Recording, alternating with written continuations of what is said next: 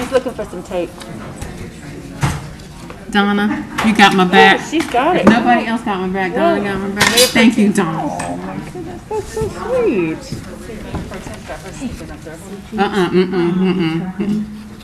She's got it. She got it. That's all right. You got it. Okay. No problem. Sure. Thank you. No problem. Okay. Okay. Perfect. We'll have that to back up.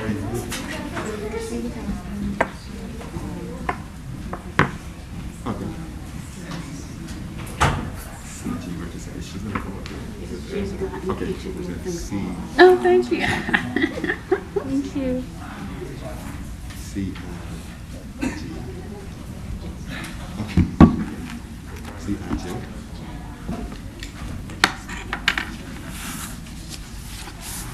C-G.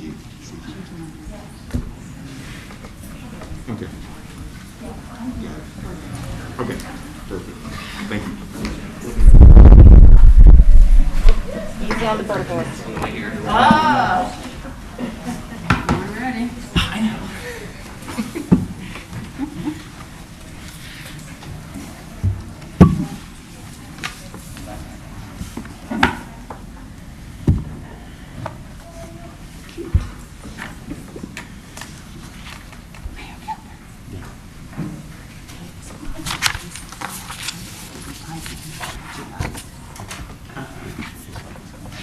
He's watching. He has no idea.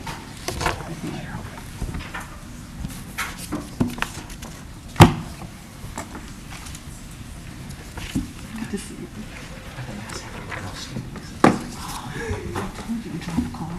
I know. So I hightailed it back to my house. Oh my gosh. I'm sweating.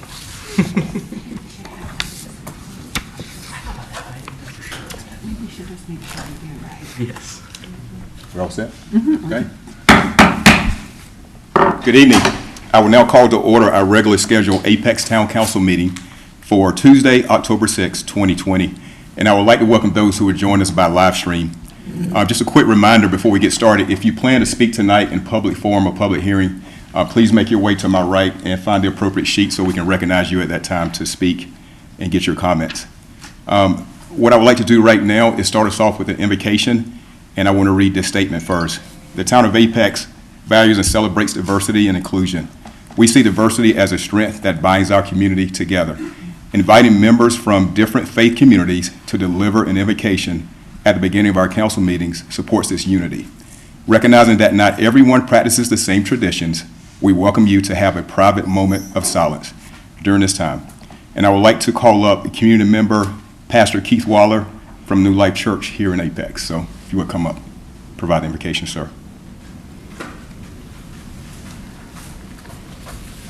Ladies and gentlemen, would you please bow your heads and pray with me?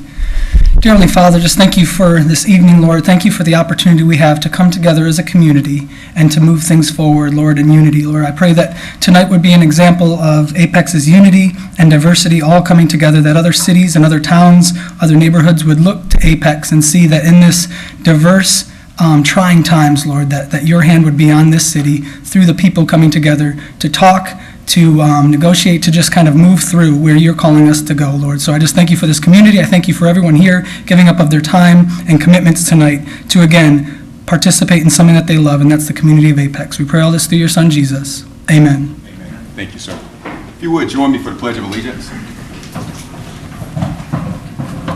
I pledge allegiance to the flag of the United States of America and to the republic for which it stands, one nation, under God, indivisible, with liberty and justice for all. Okay. All right, thank you very much. We're going to start off, we have a very healthy agenda tonight, so we're going to try to move things along pretty quickly. So bear with us tonight. We'll go ahead and get started with our presentations. And the first presentation tonight is going to be a service award to Mr. Jack Clark. And my understanding that he has joined us by live stream tonight. So hello, Mr. Clark. How you doing, sir? And we want to recognize him tonight for all of his service that he's provided as a committee member, board member, just the sacrifice he's made for our town to move our town forward. So I'm going to ask our planning director, Ms. Diane Kean, to come up, And I'm going to stand back and read this. I'm going to stand up. You come up right here. Yeah, that's fine. So, Mr. Clark, in appreciation for your years of outstanding commitment, dedication, and service, this is from the town of Apex, for your service on the planning board from 2015 to 2017, and the Board of Adjustment from 2018 to 2020. So thank you for your great service, sir. Without you, there would not be Apex at the time we are in now. You did a great job. Thank you. In fact, please. Thank you.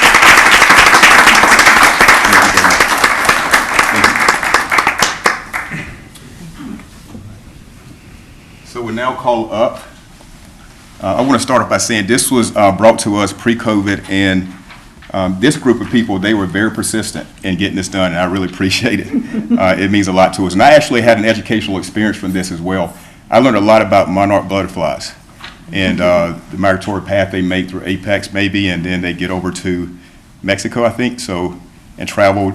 It's a wonderful thing, and we got to grow some milkweed in Apex. I know this group is really persistent about that. So what I want to do first is call them up here. And this is Katie Thompson from Pine Springs Academy in Holly Springs. And I'm sorry, remind me of their names again, please. This is Scarlett Thompson, and Dominic Atkinson, and Olivia Siderwall. Okay? All right, thank you all so much. So I'm going to read this. Mayor's Monarch Pledge Day. Whereas the monarch butterfly is an iconic North American species whose multi-generational migration and metamorphosis from caterpillar to butterfly has captured the imaginations of millions of Americans. And whereas in 2010, monarchs overwintering in Mexico occupied 14.94 acres of forest, up to 6.12 acres in 2018. There is still work to be done, as in comparison in '96, when 45 acres were covered with overwintering monarch.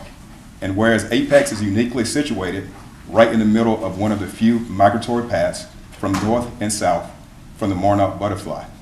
And whereas cities, towns, and counties have a central role to raise awareness in the effort to help save the monarch butterfly. And the town of Apex has played a leadership role becoming a Bee City, USA, with efforts to protect pollinators and habitats, which include monarch protection. And whereas the citizens of Apex can contribute in making a significant difference by planting native milkweed, I mentioned that before, and nectar plants to provide habitat for the monarch and all pollinators in locations where people live, work, learn, play, and worship.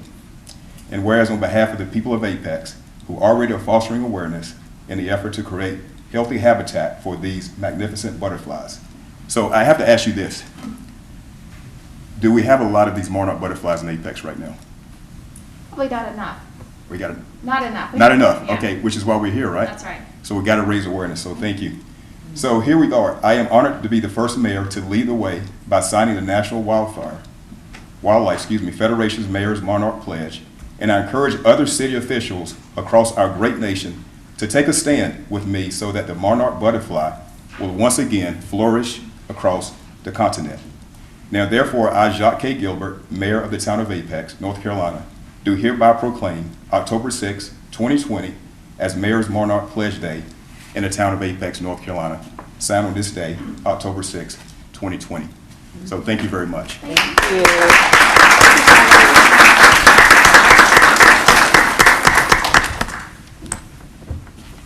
We appreciate that very much. Sure. I'll share it with all my kids. All right, thank you so much. There's your Tell them proclamation. thank you for their persistence. Yes. Well, thanks for coming out. Thank you. And I also want to recognize Mr. David Wood. He's our Hadley Cultural Arts Center manager for also being a part of this. So thank you very much for doing that. Yeah. Okay. All right, next presentation is Indigenous Peoples Day proclamation, and we're going to present this to C.G. Richardson. But on behalf of C.G. Richardson, we're going to call up Miss Sarah Hamilton. Oh, she's here. Okay, all right, both are here. So thank you. You will both come up, and we're going to share in the reading of the proclamation as a council. So we'll start off with Ms. Cheryl Stallings.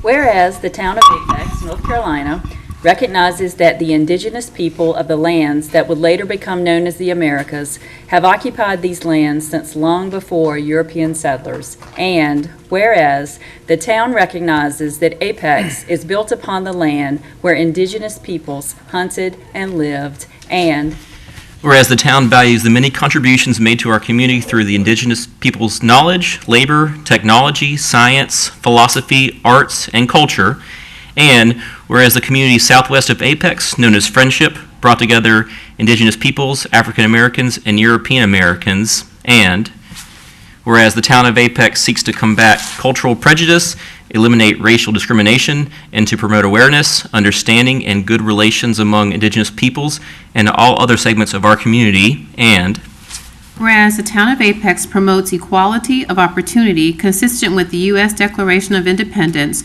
for all people, including those who descend from indigenous peoples, and desire to uphold policies and practices that ensure equal access to opportunity and their rights to pursue life, liberty, and happiness in America, and Whereas Indigenous Peoples Day was first proposed in 1977 by a delegation of Native nations to the United Nations-sponsored International Conference on Discrimination Against Indigenous Peoples in the Americas, and Whereas the United States endorsed the United Nations Declaration on the Rights of Indigenous Peoples, the Declaration on December 16, 2010, and the Declaration recognizes that Indigenous peoples have suffered from historic injustices as a result of their colonization and dispossession of their lands, territories, and resources. Now therefore, I, Jacques K. Gilbert, Mayor of the town of Apex, do hereby proclaim Monday, October 12, 2020, as Indigenous Peoples Day in Apex. Signed this 6th day of October 2020. So thank you very much, and hopefully, I know last year we did have a celebration at the Halley Center, so hopefully when we get back to things, we can make that happen for you. So thank you very much. And here's your proclamation. Thank you so much. Thank you, Sarah. Thank you.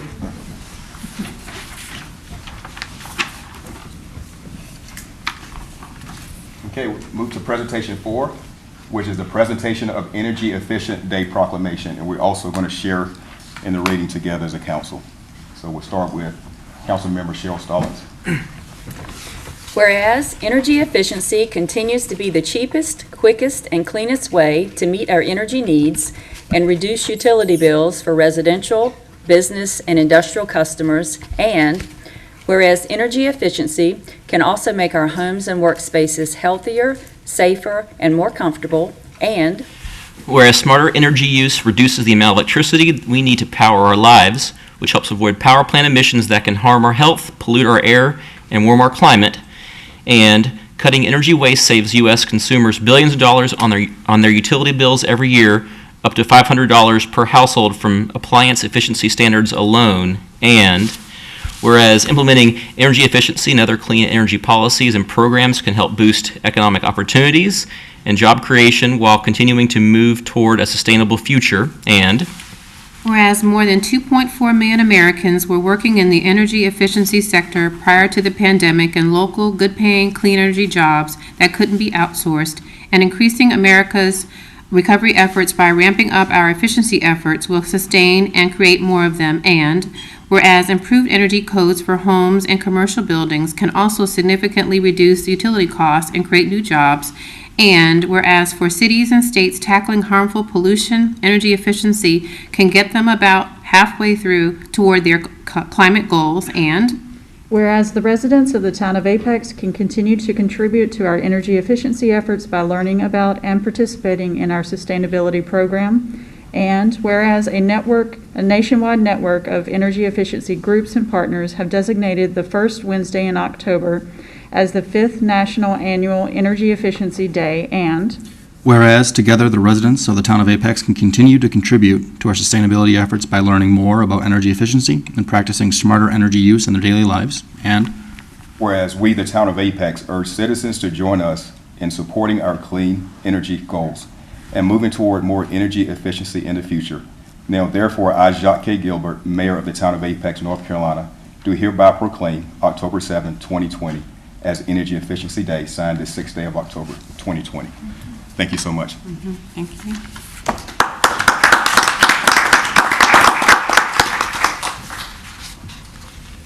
we're getting through. 2 more to go. All right, I'd like to call up Chief McGee. There he is. And this is Fire Prevention Week 2020. And I would like to add that on Facebook, I saw that you did a post, and some of your fire personnel were rappelling off of a tower. And I shared with you at that time, that's why I chose police work for my career. Yeah, very courageous, so thank you. I'm not capable of doing what you did for a living, and I'll hang off the tower. So we do want to present you this Fire Prevention Week 2020 proclamation. So, whereas fire is a serious public safety concern, and the town of Apex is committed to the safety and security of all those living in and visiting Apex. And whereas there were more than 361,000 home fires that killed more than 2,800 civilians in the United States in 2019. And whereas homes are the locations where people are at greatest risk from fire, and people who have made and practiced a home fire escape plan are more prepared and will be more likely to survive a fire. And whereas cooking is the leading cause of home fires in North Carolina, and all members of our community should ensure their home has working smoke alarms, never leave cooking food unattended, maintain a 3-foot kid-free zone around the stove and cooking areas, and keep anything that can catch fire away from stovetops. And whereas by working together, the town of Apex Fire Department and the citizens of our community can ensure that our town is a fire-safe community. And whereas in 2020, the Fire Prevention Week theme, Serve Up Fire Safety in the Kitchen, effectively serves as a reminder to stay alert and use caution when cooking to reduce the risk of kitchen fires. Now therefore, I, Jacques K. Gilbert, Mayor of the town of Apex, North Carolina, do hereby proclaim October 4th through 10th, 2020 as Fire Prevention Week throughout the town of Apex, and I ask that all members of our community commit to serving up fire safety in the kitchen, signed the 6th day of October 2020. So thank you so much, Chief.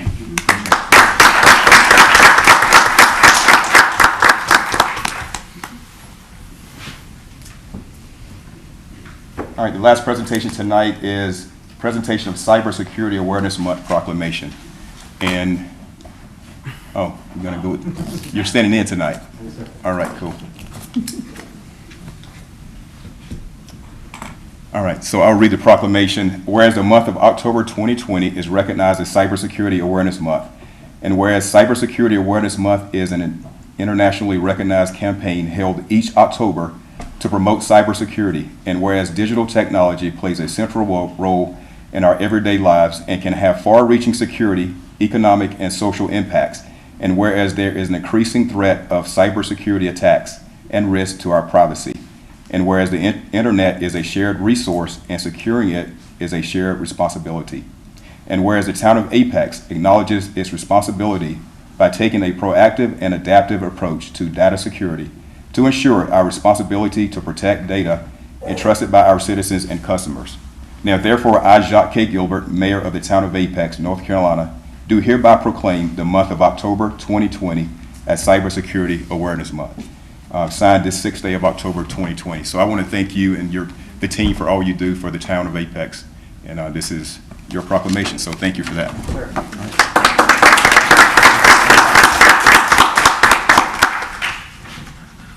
Mr. Mayor. Yes. If you wanted to present the energy efficiency proclamation, Megan is here. She's probably not recognizable with her mask on. Oh, I'm sorry, Megan. Sustainability coordinator. All right, very good. You're here. Come on up. Just because it's you, Megan, I will read it again. I'm just kidding. Thank you so much. I know you're doing your role, and I understand you're doing a fantastic job already, so thank you for all the work that you're doing now that you will continue to do. So on behalf of the council, proclamation for you. Thank you. Thank you.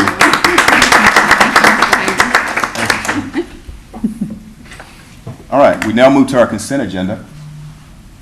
And all consent agenda items are considered routine to be enacted by one motion with the adoption of the consent agenda and without discussion. If a council member requests discussion of an item, the item may be removed from the consent agenda and considered separately. So do I have a motion to approve the consent agenda? I make a motion we approve. I have a motion. Second. Second. Discussion. All in favor indicate by saying aye. Aye. All opposed, no. All right, that passes unanimously. We now move to setting of the meeting agenda. And I understand that we do have some amendments to the agenda, so if you would speak up at this time if you want to make changes. Okay. Mayor, I'd like to move public hearing 11 in front of public hearing 7, Okay, just to switch got it? in the order. That's it. Okay. Any other changes to the agenda? Yes, sir, Mr. Mayor. Staff would like to request that the unfinished business and new business item related to the bonds be heard ahead of the public hearings if that so pleases the council. Okay. All right, is there a motion to set the meeting agenda with those changes? I'll make a motion to approve with the changes stated. Okay. have a Second. Motion second. Discussion? Mr. Mayor, Yes. I'm just a little concerned about the change to move public hearing 11 early in the agenda. I see that the applicant isn't yet here, so I'm concerned if we hear it too early and the applicant's not around, it may cause problems. So I'm okay with the move, but we may need to move it back if the applicant may be planning on coming late, anticipating anything at the end. Any other comments on that? I would be okay with moving it around if the applicant's not yet here, so. yeah. Are you good with that, Councilman? Yes, sir. Okay. All right, so we have a motion second, discussion, any further discussion on it? All right, with those amendment changes, agenda changes, all in favor indicate by saying aye. Aye. All opposed, no. All right, we have a set meeting agenda.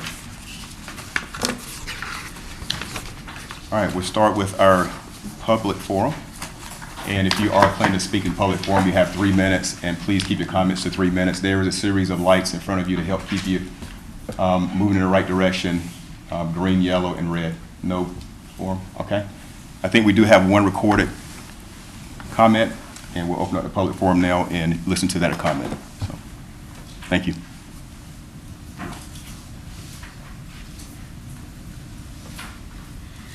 This public comment is from Gabrielle Shaeda, who lives at 1137 Russet Lane, Apex.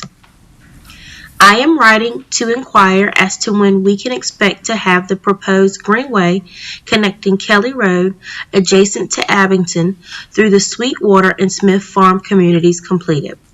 Currently, the work is being done by the developers for Sweetwater and Smith Farm, which is progressing very slowly and which have gaps between each of the communities. Notably, the portion of the Greenway between Sweetwater and Kelly Road has not been started. The reason for my asking is that I have been a resident of Apex since January 1998. In the time that I have lived here in Apex, there have been no less than 3 bond items voted on and passed.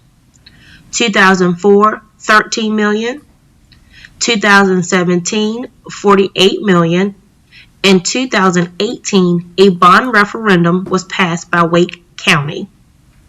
Cary is focused on building safe and usable greenways, and while Apex makes claims that we are working in kind, the results are not there.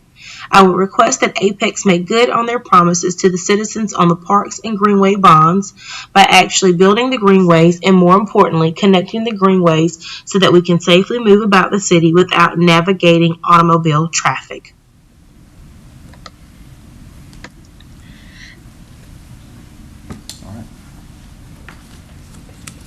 Thank you. We'll now move to unfinished business. And presenting tonight is Vance Holloman, Finance Director, and it's a possible motion to approve the resolution providing for the sale and issuance of not to exceed 32 million taxable general obligation refunding bonds, Series 2020. Mr. Holloman, thank you. Thank you, Mayor and members of the council. Happy to report that earlier today, the Local Government Commission did approve our application to issue these bonds. As a result of that, what you have before you this evening is a resolution authorizing the sale and issuance of those bonds. And in addition, in your packet, you had a copy of the draft escrow deposit agreement, draft of the preliminary statement, and draft of the notice of sale. We anticipate the sale to occur on October 27th. Still anticipated we'll have a savings of approximately $3.6 million from this refunding, or 13% of the bonds refunded. Do you have any questions on it? Any questions? Okay. I'll make a motion to approve. All right, motion. to Second. approve. Second. Discussion? All right, all in favor indicate by saying aye. Aye. All opposed, no. All right, that passes unanimously.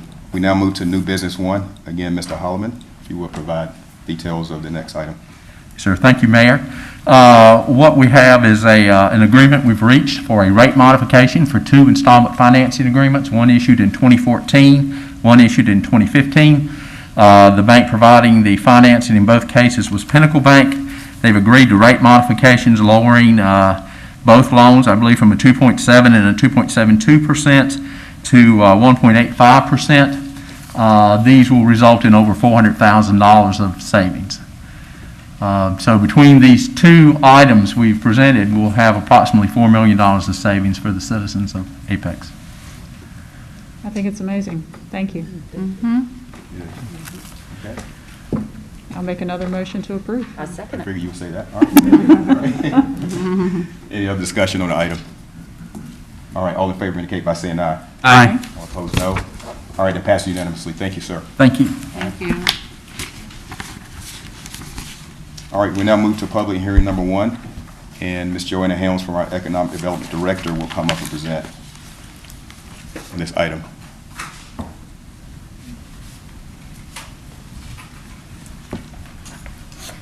Good evening. Good evening. Do I need to state the public hearing matter? Okay.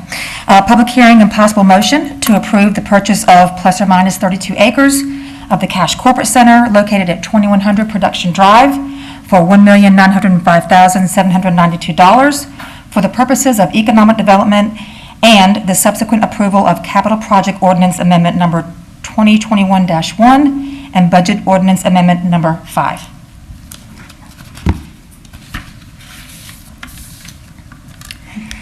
The Town Council previously approved an agreement with the property owner of Cash Corporate Center to co-develop a 121.3-acre site for the purpose of industrial and/or commercial recruitment and to increase the business prospects for the town of Apex.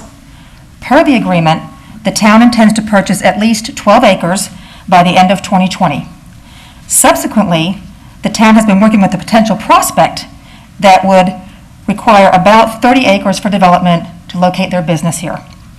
Purchasing the property would satisfy the terms of the agreement as well as position the town to attract new industry and jobs. The proposed acquisition cost is $59,556 per acre for a total of $1,905,792.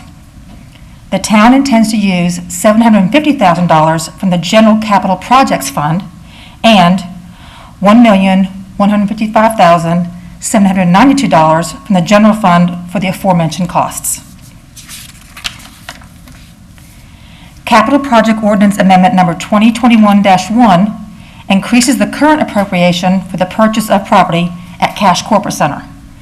Budget Ordinance Amendment Number 5 appropriates fund balance in the general fund to provide additional funding for the purchase.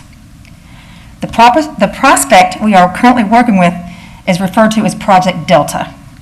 It represents a large distribution and office operation that would construct a 300,000 square foot facility, employ approximately 220 people, and would make a capital expenditure in the $25 to $30 million range.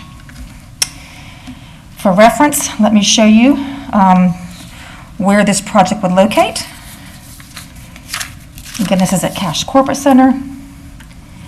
So here we have, this outline here is the 121 acres. It's currently undeveloped. To the north here, you have Pinnacle Park. This is Lufkin Road coming down through here. This is Pristine Water Drive coming up this way. And of course, 55 here and US 1 here. This street here is Burma Drive, and this street here is Production Drive, which currently stubs out, kind of dead ends right to that north side of the Cash Corporate Center. So if you just imagine that rectangular site, And then the approximate location of this proposed project, Project Delta, again, here is Burma Drive coming down into the site, and this is Production Drive over here. So the project is proposed to acquire about 30 acres. This is a very rough sketch. This is not to scale. This is not surveyed. This is just our attempt to show you about where the project would locate. Of course, that site will be surveyed and recorded appropriately, but I wanted to give you an idea of where that project intends to locate.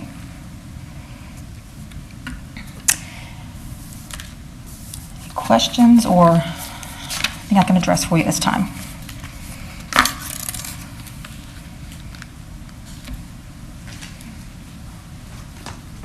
Any questions? Just, it sounds like they're still very interested in relocating here, correct? Yes, ma'am, the project is moving forward at a pretty rapid pace. Which is very good news for Right. economic development during a pandemic. It's not a done deal, but it's moving in the right direction. And I'm curious, Ms. Helms, this obligation, we have to purchase 12 acres per year. So if we purchase above 12 acres this year, would that satisfy several future years? Or next year, regardless of what we do, it would be another 12 acres? You hear what I'm saying? That's a good question. I don't know that I have the answer to that standing here before you tonight, but it is a percentage each year. There's a schedule. I'd have to look into that for you. Okay. Any other questions? Hearing none, I'll go ahead and open up public hearing for this item. And no one is here to speak for this item. There's no recorded comments, right? Okay. Therefore, I'll close public hearing and refer the matter back to council for possible motion. Motion to approve? I second it. All right. Discussion? All right, all in favor indicate by saying aye. Aye. Opposed, no. All right, it passed unanimously. Thank you, ma'am. All right, public hearing number 2. Diane Ken, Director of Planning and Community Development, to present the next item. So both public hearing 2 and 3 are being requested to be continued due to ongoing issues with the contract and sale of the properties associated with these. And I believe Jeff Roach is here. The request is to continue it till November the 4th. Okay.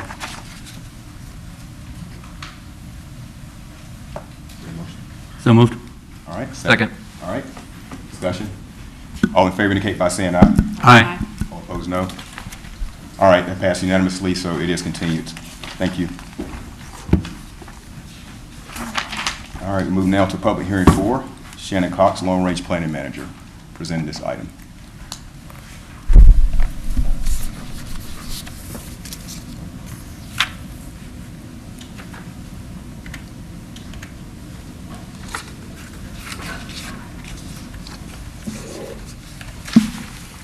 Getting through a lot quickly. Good evening. Tonight I'm here to present to you 5 proposed amendments to the Thoroughfare and Collector Street Plan Map. These come from recommendations from the Regional Southwest Area Study. This was a study led by Campo in 2019. There are 2 general sets of recommendations. The first address potential grade-separated crossings from the railroad, so bridge or tunnel where we currently have an at-grade crossing. There's 2 locations that we'll address tonight. The first is at Friendship Road, and the second is at Bosco Road, which is our future Richardson Road extension. One of the things that was done in the analysis is an exposure index was calculated. That's done by multiplying annual average daily traffic by the number of trains that cross each location, which is 9. So that gives us a current exposure index shown here. Looking at projected future traffic volumes, which are shown for 2045, the exposure index at both locations rises above 30,000, which is the threshold where NCDOT suggests considering a grade-separated crossing. So that's why these locations were considered.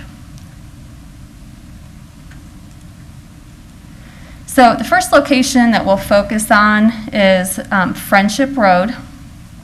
So Friendship Road comes from the south and crosses the railroad tracks.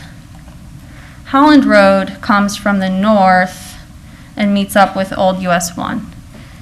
Our current plan shows a realignment of Holland Road so that there would be a four-legged intersection eventually with Friendship Road.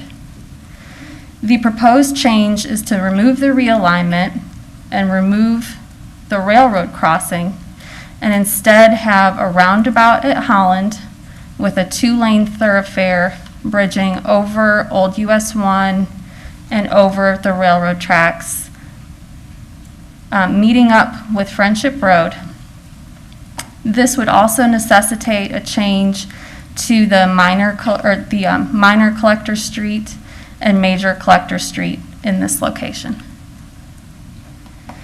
While staff was looking at this, unrelated to the grade separation, we also wanted to recommend a revision to the minor collector street at Pleasant Plains Road to align with the future park entrance here. So you can see here that the proposal from the Southwest Area Study impacts this property. And this is what the amendment would look like if adopted. An alternative was suggested to staff, and the change here is that this thoroughfare is pushed to the south to try to minimize impacts to the property here. So for all of the amendments tonight, we've reviewed these with Public Works and Transportation, EMS, Fire, and Police. And generally, there's no major concerns. There's a benefit in terms of connectivity and mobility associated with each of these. Planning staff also initially recommended support for this amendment because of the mobility benefit, the potential additional future point of egress from Pleasant Park, the additional importance of this crossing because the one to the east was removed from our plan. However, prior to the planning board public hearing, we received substantial public comment. And that most of those comments, or all of the comments, were related to this property here, Catholic Church. And the main concern was that the proposed amendment would impact their ability to expand in the future. They've been working hard on a plan to expand. That's what's shown here in green. And even the southern alignment would impact their ability to do so. In addition, there were comments about the proximity of a thoroughfare adjacent to their playing fields and concerns about noise near a place of worship. So planning staff is no longer recommending this amendment. We are only recommending the shift in the minor collector street here. The planning board unanimously supported the planning staff recommendation. I can pause for questions now or go to the next one. Yeah. I had a question. I don't quite understand why this change was initially suggested with the aligning of Friendship and Holland taken out. So this was not one that we initially asked the consultant to look at, but they did because of that exposure index that I explained, the potential conflict that was over the NCDOT threshold between trains and vehicles. So based on projected traffic, this is a location where we would consider a grade separation. The original plan did not have grade separated for that Friendship Holland. Correct. Our original plan only shows the realignment of Holland. Oh, okay, not the grade separate. Okay, which gotcha. if you do not support this change, that would stay on the plan.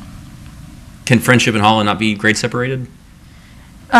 So this was recommended as the least impactful alignment. It doesn't impact existing structures the way other alternatives may. So, I'm not an engineer, I can't go into all of the possibilities, but this was recommended from the study, and we then received the concerns from the public. And I actually had a similar question. So if we reject this amendment, would we then go back and look for alternatives, including perhaps a grade separation at Friendship in Holland? What would the process be at that point to address this score that we got from DOT?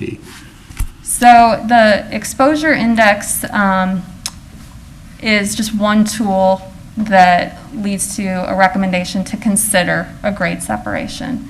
There's other locations that we've removed grade separations that also had exposure indexes greater than this. So that would be up to the town council. If you are still interested in a grade separation here, I think you could, provide guidance that we go back and look for other alternatives. We don't have the benefit of the roadway design engineer that did the study for us at this point. So, we can not amend the plan and leave the realignment, or do further study if there's a desire to have a grade separation here. Do you think further study is needed? So, planning staff recommendation is to leave the plan as is with the realignment. Can you speak to whether the 2045 plan has any anticipation of that railroad being bought by North Carolina and possibly a commuter rail being part of at least the part north of this, and that how that would affect the crossings in this part? So, train frequency is expected to increase with or without commuter rail. Freight traffic is expected to increase over time in North Carolina.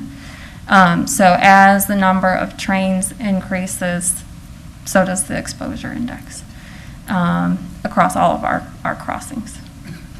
Do they expect the freight to go up between Raleigh and Wake Forest with that new recent purchase? I don't have the details. What I'm referencing is the 2015 statewide rail comprehensive plan. Okay. So I don't have an update from. I think that the update is still in the works, actually. Okay.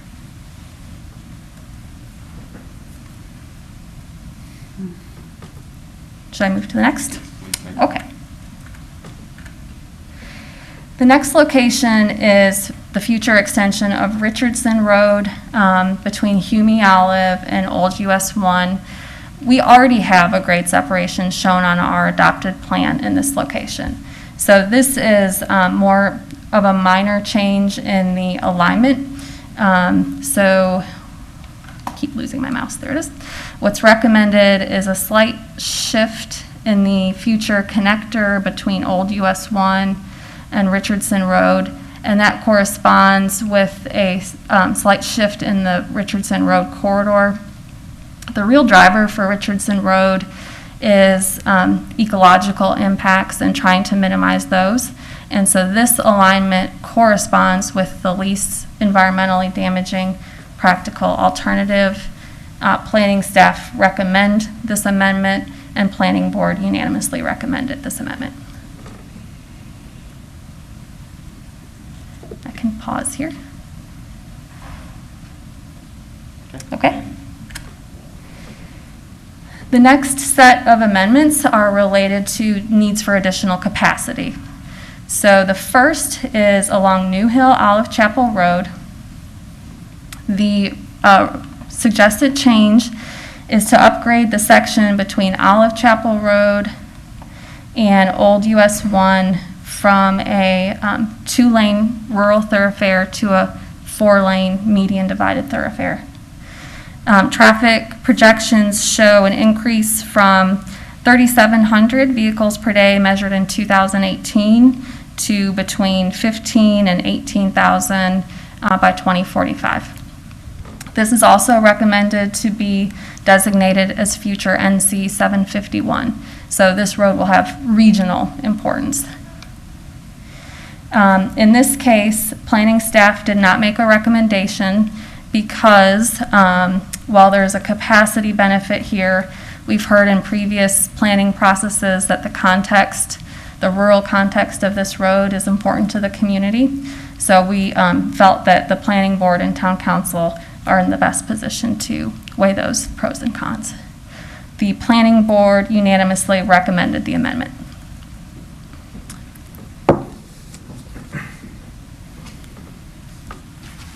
I have a question. Yes. On that point, there was some discussion at the planning board about the right-of-way required for a three-lane road, or three-lane being the same as a four-lane with median. That I didn't quite catch. Is that right? Yes, and I forgot to mention that the first round of planning board as well. So our two-lane rural thoroughfare right-of-way is 110 feet. So is our four-lane median divided. So as development occurs, we are requiring the same amount of right-of-way, but you may not have those improvements if it's not shown as a four-lane median divided. There's also an issue with regionally, this has been identified as a need for a four-lane median divided facility, not just to serve Apex, but to serve the region. Has the section north of 64 going toward South Point and Durham, is that like this now, or is that being changed? Because right now it's currently a two-lane, but is it going to match that?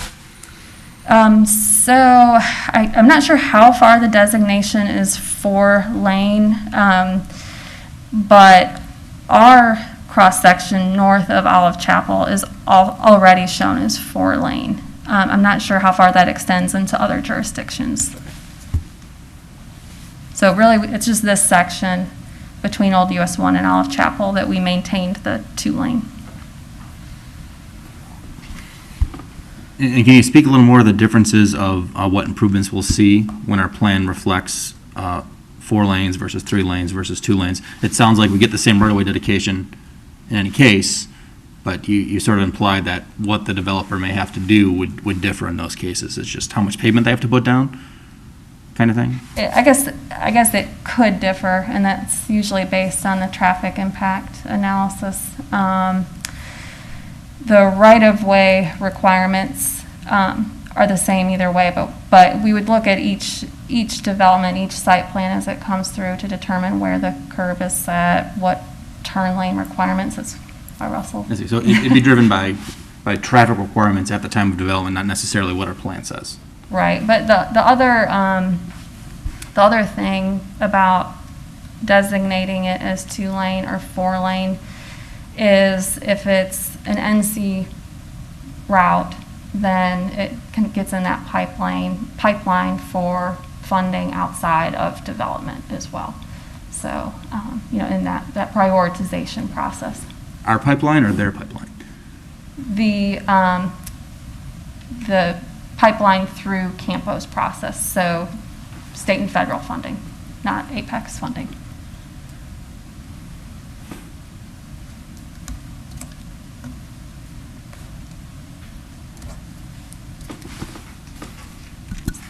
Should I move on? Okay. Okay, the next change is at Center Street and 1010 Road between Smith Road and US 1. The recommendation is to upgrade our plan to show a future 6-lane with median rather than a future 4-lane with median. This case is really to make our plan consistent with the planned DOT improvements. We are recommending this change so that our plan is transparent to the public, and the planning board also unanimously supported this change.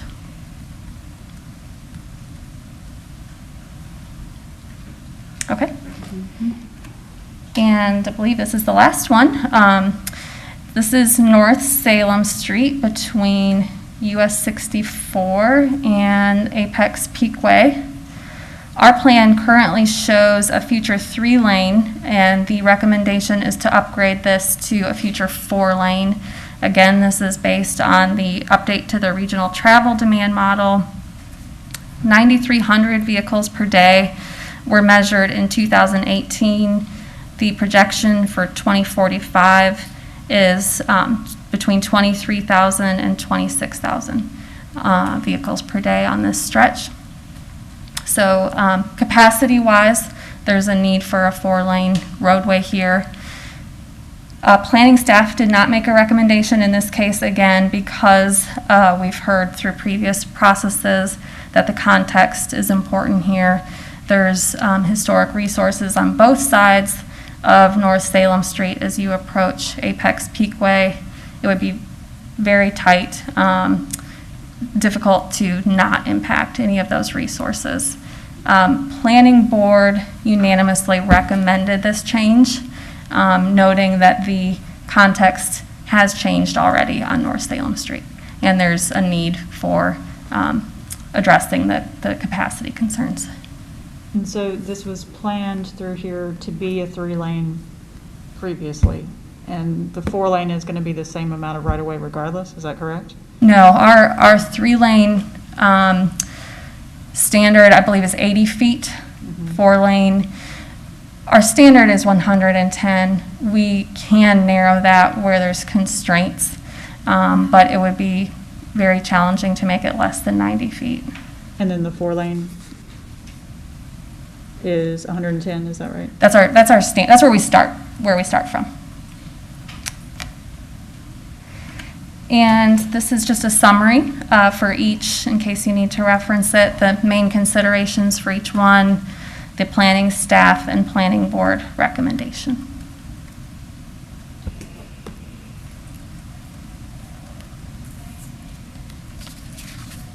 So it sounds like in the two that the planning board recommending when planning staff didn't was primarily because of the projected traffic. Is that right? The traffic flow, was that the main reason, as I'm hearing? Am I hearing that correctly? So planning staff did not recommend denial of those. There were pros and cons, and we wanted that decision to be in your hands. Planning board, yes, they felt like the need for additional capacity was the priority, and felt that contextual design could help address some of the concerns in both cases. Help me understand contextual design and what you mean by that. So it would be things like reducing the standard section from 110 feet to pull it in as close as possible to minimize impacts on either side. That would be one example. If it's New Hill Olive Chapel Road where you really want to maintain that rural feel, it might be not adding curb and keeping a swale section so it has more green space, things like that that you would address in design.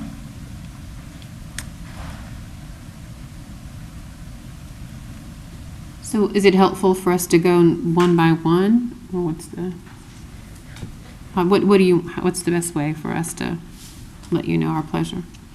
Well, this is a public hearing, so I think that would be the next step, and then one by one at that point would be great so that we can record that. And I do, just because it can get kind of lost, I do want to just point out again that we are recommending approval of that minor collector at Pleasant Plains Road, even if you concur with planning board and staff on not doing the grade separation there. Thank you. Thank you. Thank you. All right, I'll go ahead and open up public hearing for comments for this item. And do we have any recorded comments on this one? Okay. I'd like to call up Mr. Lee, Architect Lee.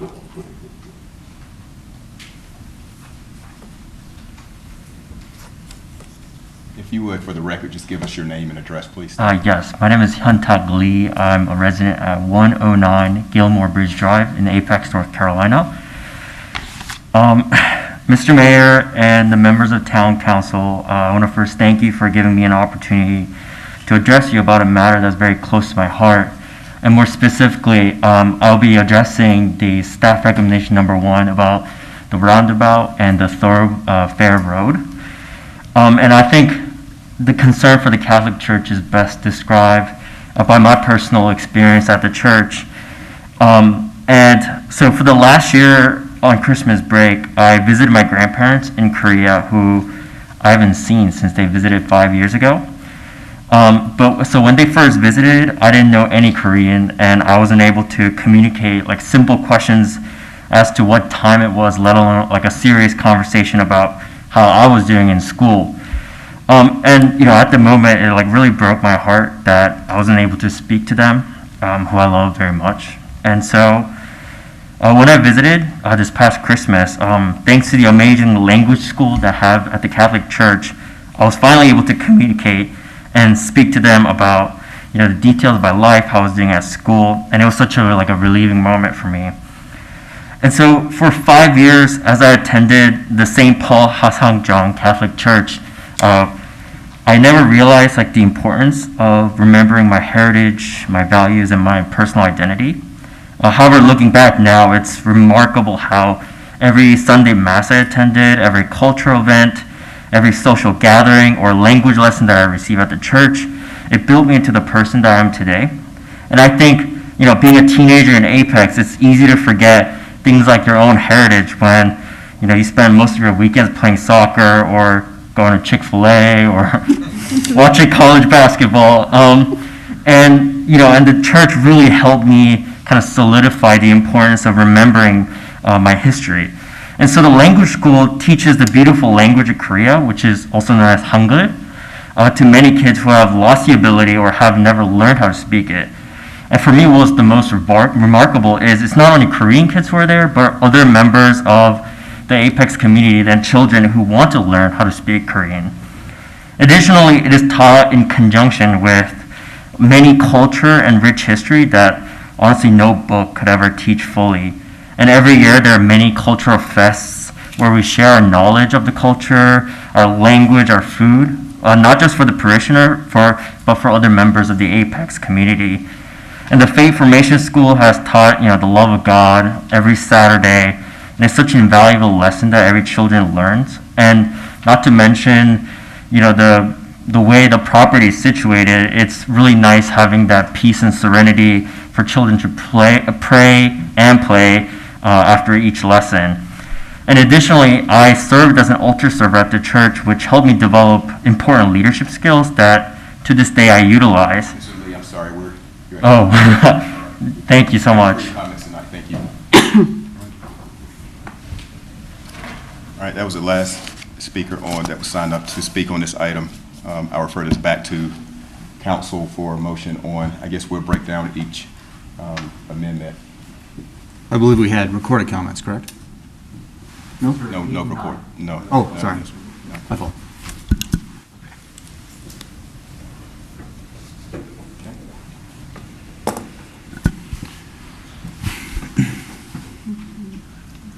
So we're talking about number one Yep, first? amendment one, absolutely.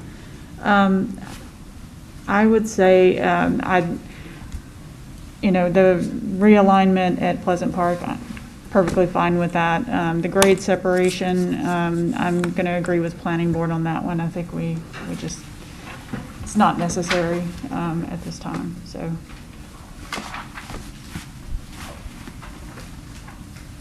So basically, I'm going with the planning board recommendation. Okay. I concur. I'll make fine with that. I'll make that motion. A second. I already got a motion and a second. I'm going to oppose this because I think the exposure numbers, I'm hearing they're going to get worse when there's more trains. So I think we need that grade separated there. And I think the plans can be arranged to allow for the school to be built, the expansion to happen, maybe on the other side of the church or something. So I just think something right now that's not even in place. We'll see what happens in the future, but I think it's just remain on the plan. So I'm going to vote. I agree with the Pleasant Plains alignment, but I'm going to vote against the denied separation. Sorry. Mr. Mayor, to my colleague's point, I do agree there may be an issue someday. I think that can be addressed in the future. We don't have to necessarily come up with the correct plan right now. There's perhaps other alternatives next year, the year after. The exposure number was only slightly above the threshold for consideration, so that's why I'm okay with punting on this change right now, and perhaps we'll come up with another solution in the future. Okay, thank you. Any other discussion on this one? Was there a friendly amendment you wanted to add to the motion? Would that friendly amendment help you, Mr. Gant? Well, this is a plan. It's not actually, we're not doing anything, so. I Right, mean, that's what I'm saying, with that. future, looking to the future, that's what this is for, is planning for A-grade separation there. I mean, I'm not sure. If you try something, I don't really, okay, I didn't think so. I think these plans are periodically reviewed, so next year, and there's, an update may come to us in the future to address this. Yeah, and I think this is something that, to Ms. Cox's point earlier about, exploring other options in this area, I think that's something that can be looked at. So. All right, any other discussion on it? All right. All in favor indicate by saying aye. Aye. All opposed, no. No. All right, it passes 4-1. All right, we move to the next item, number 2. Any discussion on that?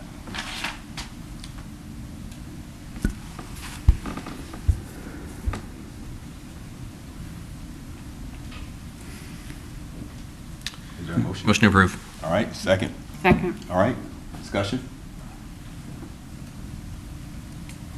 Hearing none, all in favor indicate by saying aye. Aye. All opposed, no. All right, passed unanimously. We'll move to number 3. Is there a motion? So Planning Board recommended approval of this amendment, expansion of a current 2-lane to a 4-lane. So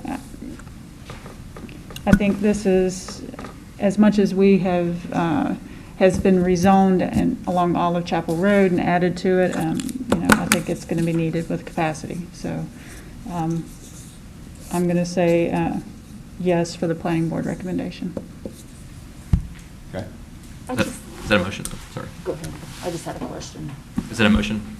Yes, I'll make that. I'll second that. No discussion. No discussion. I just have a question.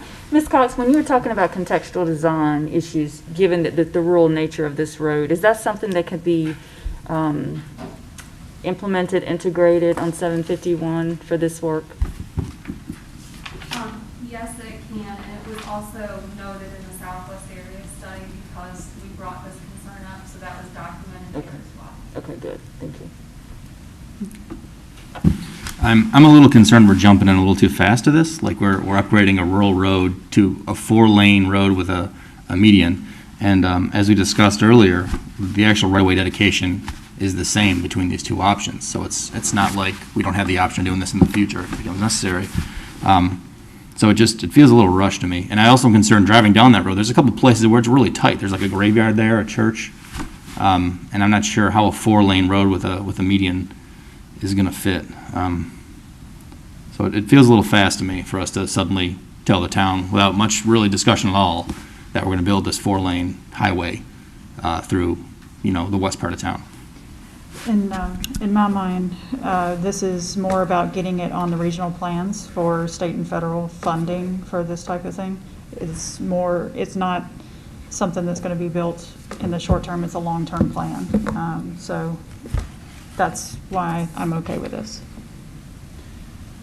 I think for me, it does feel a little bad in some cases to change the nature so much of some of the parts of our town, but then we've got to balance it other decisions that are being made for growth, So if we have a certain amount of development, residential and commercial, then we have to, these other things come with it. And so that's the sticking point for me. So I kind of with Terry on this one, I need to think about it a little bit more. So are you recommending not doing anything then? Is that what you were thinking at this point? I'm really torn right now. So my thought, I'd chime in on this, is that I went and visited that house dedication in the neighborhood, Woodbury, over Labor Day? No, Labor Day, right? On 9/11, whenever that was. And it didn't, I was kind of looking around, and that neighborhood does not, to me, have a kind of a rural feel to it. And I think we've committed in this area to less of a remote feel, or rural, urban feel, or it's kind of more suburban than rural, I think. So that's why I'm going to support this because of that. Kind of what I'm seeing on the ground right now, and what I suspect we'll see when these other developments nearby have gotten approved. And there's a lot of people and those were houses were close together. There are a lot of people out there already. I think that'd be even more, obviously, going forward. Thank you for that. But to clarify, you were inside the subdivision, you weren't on New Hill off Chapel Road? Yes, that's true.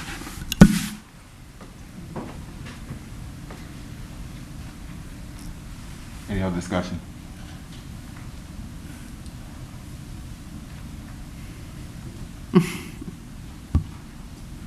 Are you ready for a vote on this one? What was there a motion? Was it the one that, okay, that second, okay.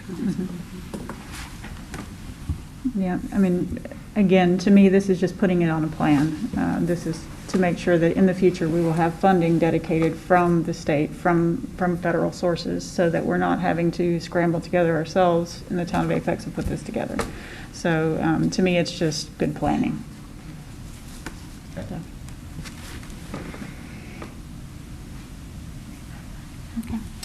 All right. All in favor indicate by saying aye. Aye. 3. All opposed, no? No. All right, that passes 3-2. All right, amendment number 4.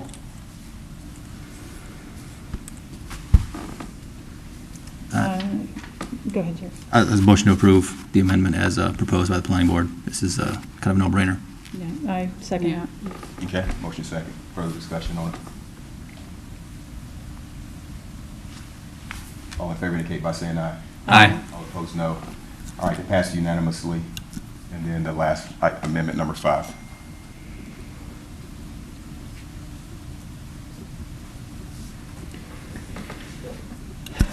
So, to me, this one is a little bit harder, because we have a lot more traffic that's going to be expected to go through there. But we also have a historical context to the area that could be changed if we're going to be expanding the roadway through there. So I'm a bit concerned about that. We're talking north of the Peakway, so from the Peakway at least up to 64. So, yeah, I don't know how I feel about that.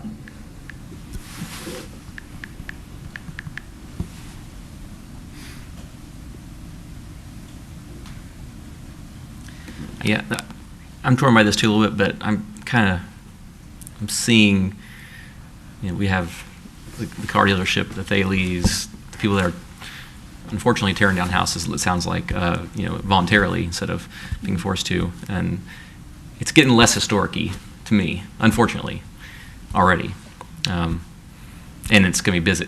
Those numbers were high. So I am torn because it'd be nice to have previously, theoretically, and have better maintained that so far. And this may be just part of the inexorable move toward that area developing differently. So I think the traffic, I personally think the traffic is going to be so serious going forward that they wish we have done this in the future, but I also am not happy about it. I kind of get the feeling that, or the sense that, by developing this to 4 lanes, we're actually going to encourage traffic to go down to it. Whereas if we left it at 3 lanes, they might go over to, 55 and use that way to get around town. Isn't that, it's not only responsive, but it also is kind of, in a sense, we're directing where we want traffic to go around town, how to move through town with this change. So I'm a little concerned that this really isn't how I want people to get around town. I kind of do want them to go to 55, which is the major way to get around through town and eventually over the Peakway.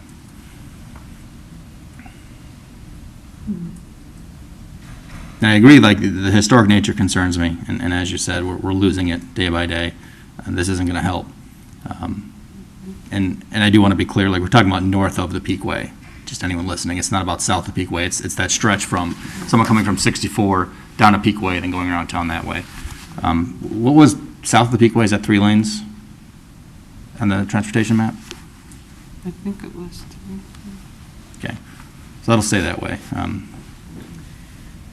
I guess I would respond to the Peakway thing because isn't that, obviously I've learned a lot about the Peakway living right next to it and having issues around it. Like, it was meant to kind of help people bypass around, historically at least, around the downtown, and theoretically they would use that part of the north the way it's intended to have that loop kind of keep people, theoretically, we don't want them going right through as a major traffic area right through the downtown. But they are people, and I think people do this. They go around on the Peakway and then to 64 that way. I do that. So is that what we not want, I guess? And I don't know how it's going to clog up 55. I mean, that's another thing, too, is when you move things around, make other issues worse. So, but it's meant to be a bypass, and that part is less of the core, I would argue. Yeah, but we already have problems today of people getting, semi-trailers going down Salem Street when they shouldn't. And it feels like this is only going to encourage that sort of traffic from 64 to hop onto Salem and cut down Salem to get to 55, as opposed to going over 55 directly, because it's a little shorter. Yeah, I think with the tight corridor and the historic context to this and resources, I'm probably not going to support this one. That's where I think I am on this one. I would agree with you. I live close to this area. It's a very residential area, and being with the school, I'm torn. I don't think I can support this right now, encouraging more traffic in this area.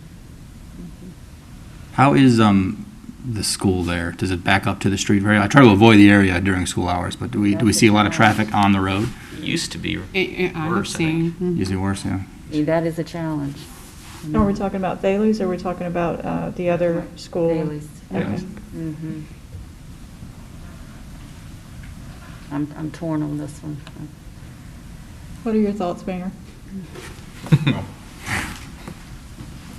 I definitely respect the historic area there, because I get a lot of emails about that and preserving that area, but I do understand my time with the police department and then looking at it today about all the traffic from Thales.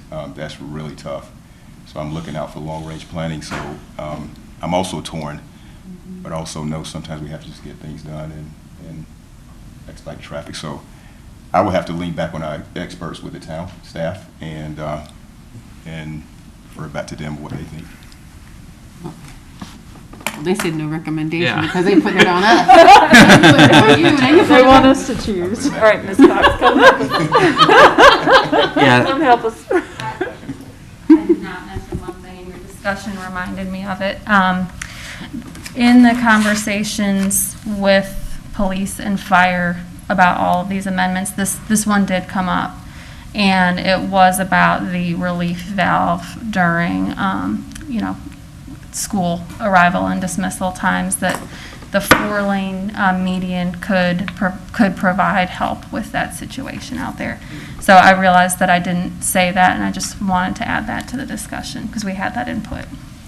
And I do know traffic is very challenging on that road in non-pandemic times, with people trying to leave Haddon Place, turn left, and then there's the school right there.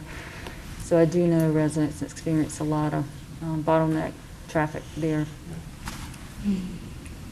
Shannon, or Russ, actually, do you have any response to the comments I made about this change in the plan and this action perhaps not being responsive, but also like directive and helping draw traffic in? Is that?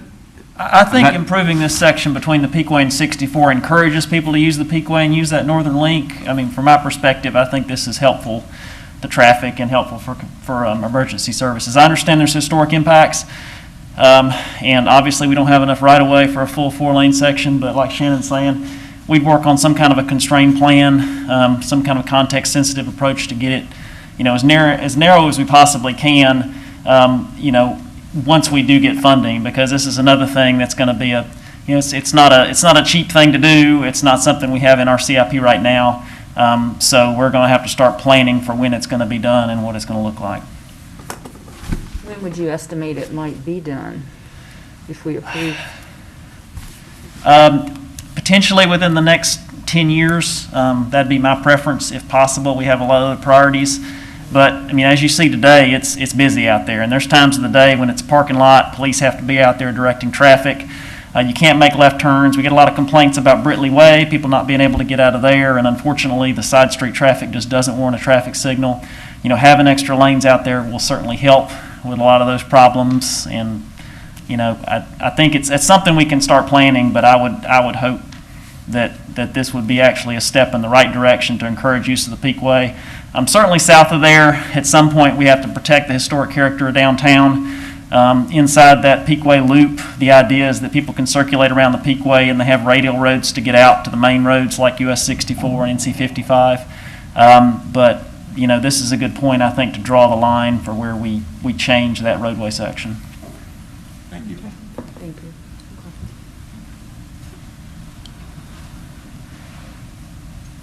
you. That change things for you? I can support it.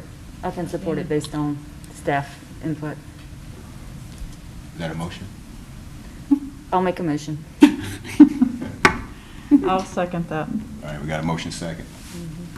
Any more discussion on this one before we vote? All right, all in favor indicate by saying aye. Aye. All opposed, no? No.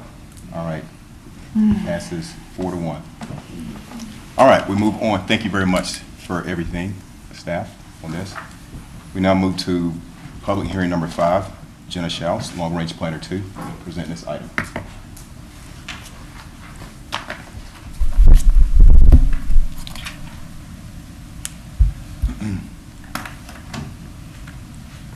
Thank you. So I'll be presenting public hearing number 5. It's a public hearing and possible motion to amend the bicycle and pedestrian system plan map associated with the proposed Apex Friendship Elementary School. So here's a map of the proposed amendment to provide some context as to where we're looking at the area south, let me find the map, south of Hume Olive Road and east of future Richardson Road at the Apex Friendship School campus. The purpose of this amendment is to provide a Greenway connection from the proposed Apex Friendship Elementary School to the future Little Beaver Creek Greenway, shown here in green. And, or just to note, the Wake County Public School System recently acquired this piece of property just to the west, this light green piece, in order to expand the size of the elementary school. And town staff coordinated with Wake County Public School System staff, as well as the designers who are designing the Apex Friendship Elementary School, to develop this proposed Greenway alignment from the elementary school or on their site. And one note is that dedication of this easement is included as a condition of the rezoning for this property for the elementary school.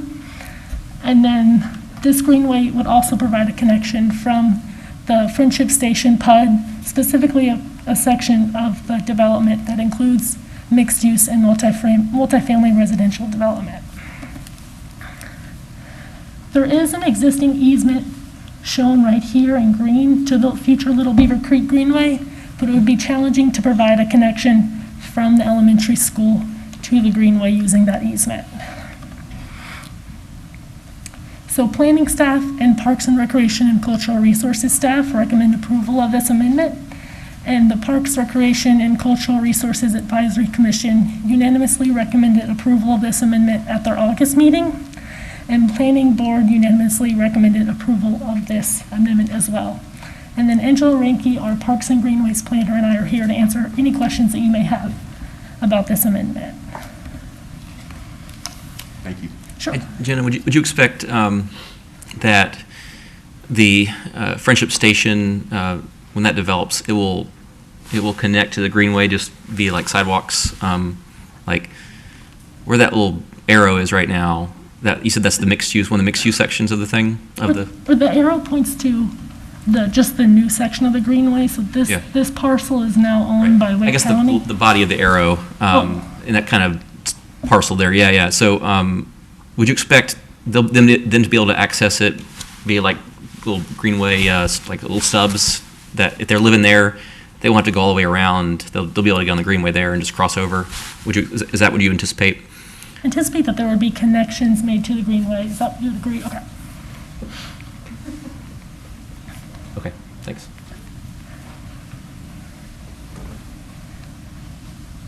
Are there any other questions, or do we open the public hearing first? Any other questions before? I am curious about the little spot that's kind of circled out there. Which one? The one that looks like a complete circle in the middle of this. It's a retention pond, right? It's like a cell phone tower, right? Yeah. Okay. Thank you for clarifying. All right, thank you.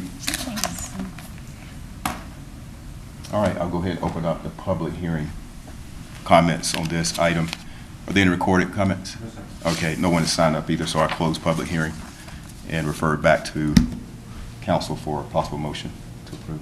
I make a motion, we approve? Second. All right, we have a motion second. I had a comment too, real quick. I measured it from if they were going to walk to that school from on the sidewalks, and it was about like from basically where that little jog of the purple dotted line is, where connecting the Greenway there at least.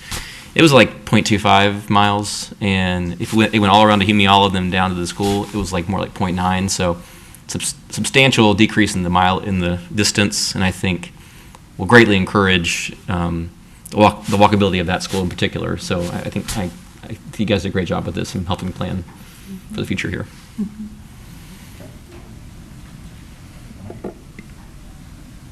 Any other discussion? All in favor indicate by saying aye. Aye. All opposed, no. All right, that passes unanimously. We'll move now to public hearing number 6. Ms. Shelps again. Okay, so public hearing number 6 is a public hearing and possible motion to amend the bicycle and pedestrian system plan map associated with the proposed Park at Wimberley subdivision plan, and this is formerly known as the Park at Jordan subdivision. So here's another map of the proposed amendment, and just to provide some context for where we're looking in the area east of Wimberley Road between a future park and the preserve at White Oak Creek subdivision. This area in light green is proposed to be the Park at Wimberley subdivision, and there are a few elements to this proposed amendment. The first being changing the facility type from Greenway to side path, shown here. So the X is along the previously proposed Greenway, and then the dashed purple to show the side path. And the purpose of this is to align with the collector that's proposed as part of the Park at Wimberley subdivision. And then this also includes a proposed Greenway connecting from the south, the White Oak Creek Greenway, to the preserve at White Oak Creek Greenway, shown along here, and it's proposed along an existing utility easement. And there are also 2 short Greenway connections shown on this map, right here to the north, and then a second one to the south. And these will provide connections from proposed cul-de-sacs in that subdivision to the preserve at White Oak Creek Greenway. And here's another map to kind of provide more context for what exactly it could look like as part of this subdivision develops. So the proposed side path is shown with this dark purple along the proposed collector street, and then the Greenway along the utility easement is shown along here, and then those 2 segments from the cul-de-sacs are shown here, and then further south here. And then this line is the proposed or the future preserve at White Oak Creek Greenway.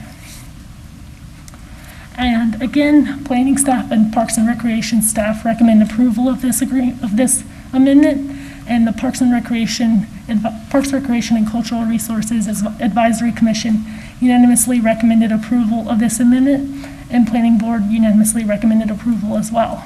And again, Angel and I are here to answer any questions that you may have.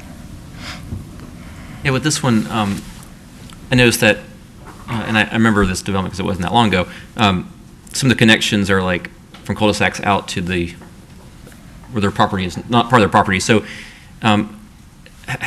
this Greenway, is it being planned to be built, or is this going to be a town project? And like these little spurs, is that also town, or is that one development to the east going to complete?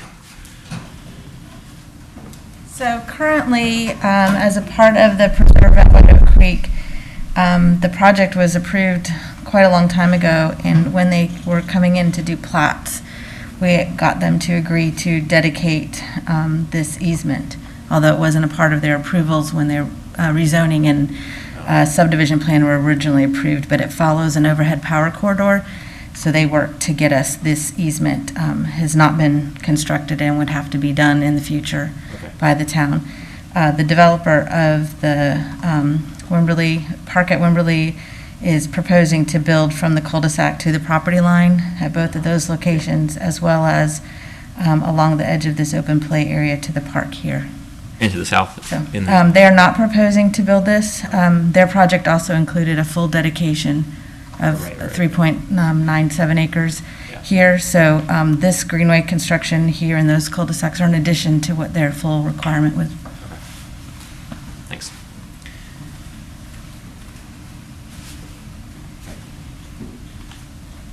Any other questions? All right, I'll go ahead and open up public hearing for comments here. Any recorded? Okay, all right. No one has signed up to speak tonight for this item. So I'll close public hearing and refer it back to council for possible motion. Motion to approve. All right, Second. all right, discussion? All in favor indicate by saying aye. Aye. All opposed, no. All right, it passed unanimously. We now move to public hearing number 11, presented by Shelley May. And I will be presenting for Shelley tonight. She is under the weather.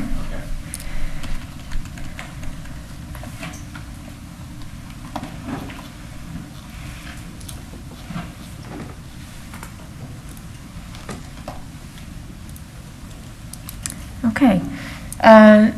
Public hearing number 11 is rezoning 20 CZ08 for Apex Friendship Elementary School. We were just in that area a moment ago, so the southwest part of our jurisdiction, and the request is for this approximately 5.7 acre parcel to be rezoned. It's located at the southwest corner of the Apex Friendship Schools campus, and it's generally, as you can see, it's undeveloped and wooded in the area. The property is zoned Plan Unit Development Conditional Zoning. It was rezoned as part of Friendship Station PUD. The school campus itself is zoned rural residential, and the zoning to the south is Wake County R40W. The proposed zoning is rural residential conditional zoning. And the 2045 land use map designates this area as mixed use, and with the uses proposed for this rezoning, the rezoning is generally consistent with the land use map. So the applicant, this area was purchased from property owners within the Friendship Station PUD in order to add needed land to the Apex Friendship Schools campus. This additional area will allow for the construction of a larger elementary school that will support the new residential development in the area. The applicant did conduct their neighborhood meeting on June 9th, and you have that meeting report. The uses proposed in this rezoning are school, public or private, daycare facility, 3 different types of communication towers, wireless communication facility, youth or day camps, church or place of worship, assembly hall, for-profit and not-for-profit, and government service. There are 4 rezoning conditions that have been proposed. The project shall preserve trees equal to or larger than 18 inches diameter at breast height to the maximum extent reasonably possible. And in compliance with the UDO and to optimize landscaping survival, the landscaping installation may be delayed as much as 6 months after CO. To support the reestablishment of forests, this project shall utilize a reforestation seed mix on any disturbed areas which have slopes of 3 to 1 or less and are not located within RCA or SCMs. And 4, provide a 20-foot public greenway easement for future connection from the Apex Friendship Elementary School campus to the Little Beaver Creek Greenway, consistent with the proposed amendment to the Apex Bicycle and Pedestrian System Plan map, which you just approved. Planning staff recommends approval of this rezoning as proposed by the applicant. The planning board also unanimously recommended approval. There was 1 member who had to abstain due to technical difficulties. Be happy to answer any questions you have on this rezoning. I was wondering, so can you confirm that Friendship Station had 6 acres to burn of RCA to be below their, whatever they're required to be? Right, so we work with them to ensure, I believe that if I recall, Diane, that they acquired additional land for RCA. I'd have to go back. I know we had extensive conversations with the school system and the property owners to ensure that they could be whole and meet their required RCA amount, so. And that kind of thing will be seen on any kind of site plans, I guess, as RCA that may be in a different place than they thought originally? Sorry. Basically, they have enough area that they can make up that RCA on future non-residential and/or multifamily projects. So they will not lose any RCA through this change. Okay. Thank you for that. Okay.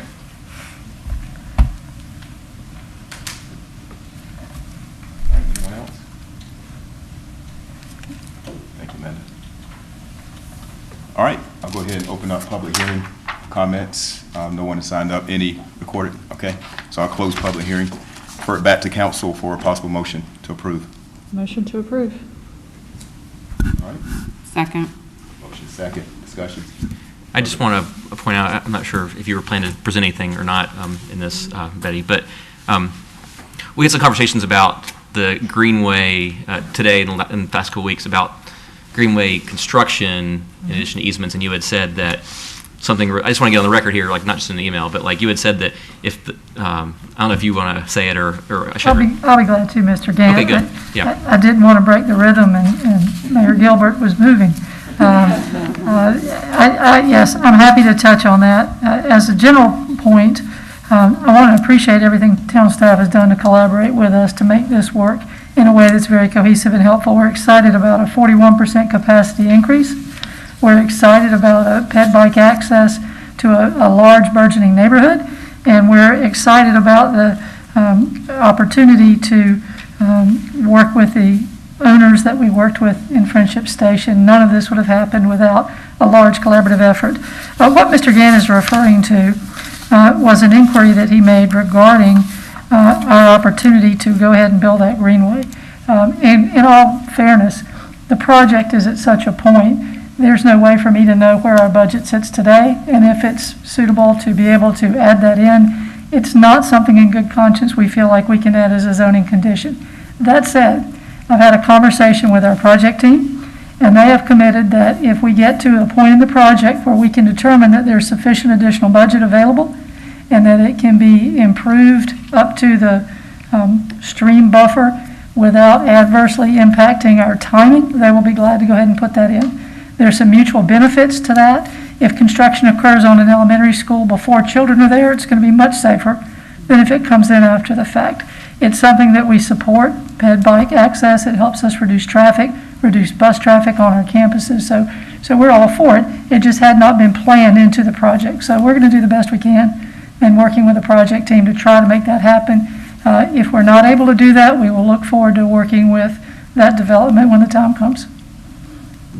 Thanks. I'm happy to answer any other questions if you have any on that point.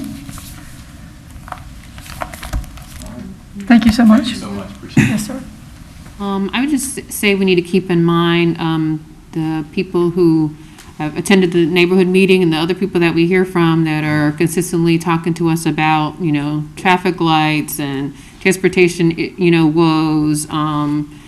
And, there are questions here where, response was, we'll get back up with the town council and see what the town is saying about that. So just, it really is around the same thing we've been hearing already. And so we need to be ready to respond to those questions around safety and transportation and traffic. And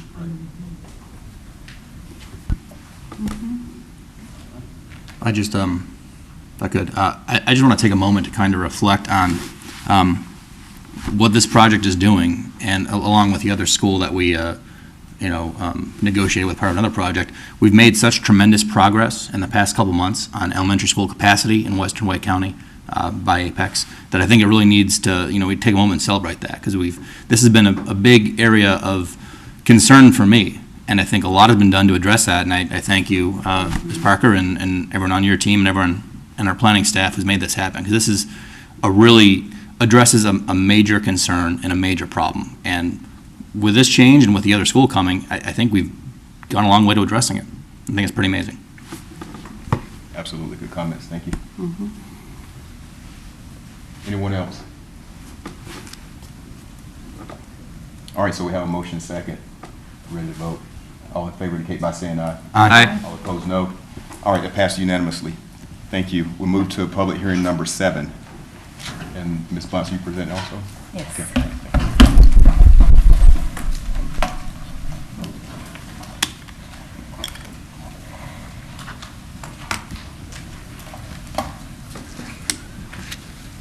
Okay, so this is actually public hearing 7 and 8, Annexation 676, and rezoning case 19 CZ 21 Heelan Pud. This property is located again in the southwest portion of our jurisdiction and is located specifically on the south side of Hume Olive Road, and this would be west of the Friendship Station PUD. The property is primarily wooded, as you can see, and totals about 141.7 acres. The parcel comprising the southern half of the site is identified by Wake County as forest land, which means it's actively engaged in the commercial growing of trees under a management program, and a portion of the southernmost property is located within a FEMA-designated floodplain. The property is adjacent to the Little Beaver Creek Conservation Easement. The property is currently zoned Wake County R40W, so that is why the annexation is coming in conjunction with the rezoning. Let me get to the zoning here. So the proposed zoning is planned unit development conditional zoning. The surrounding zoning, as you can see, there's a lot of planned unit development conditional zoning to the south, which is the Woodbury subdivision, Olive Ridge subdivision in this general area, Friendship Station, as I mentioned, and then large lot residential, primarily R40W, surrounding it with Future Town Park located in this area. The 2045 land use map designates the property as both low-density residential and medium-density residential, and you can see that division here. The applicant has proposed density limitations so that the maximum density suggested by the land use plan of 3 dwelling units an acre will not be exceeded within the low-density portion of the area to be rezoned. So that would be no more than 96 residential units within that area.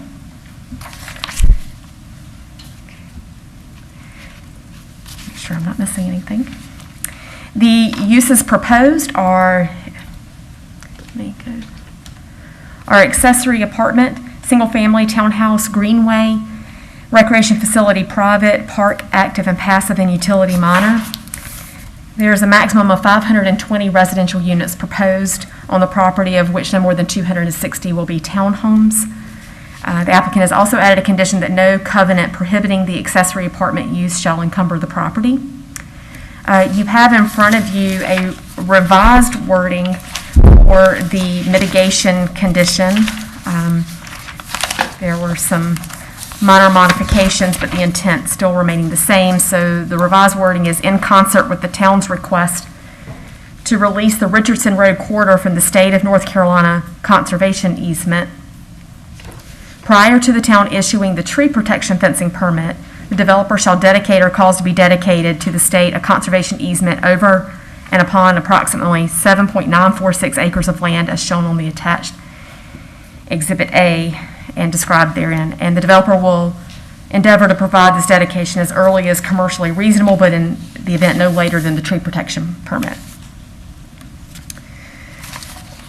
There are several energy efficiency conditions, including those related to solar. The applicant has also added an affordable housing condition that states prior to recording the plat containing the 200th lot on the property, the developer shall record an option in favor of Habitat for Humanity of Wake County or other nonprofit affordable housing provider, granting them an option to purchase a minimum of 10 finished townhome lots within the community, with the cost of such lots being the cost that the developer pays for such lots.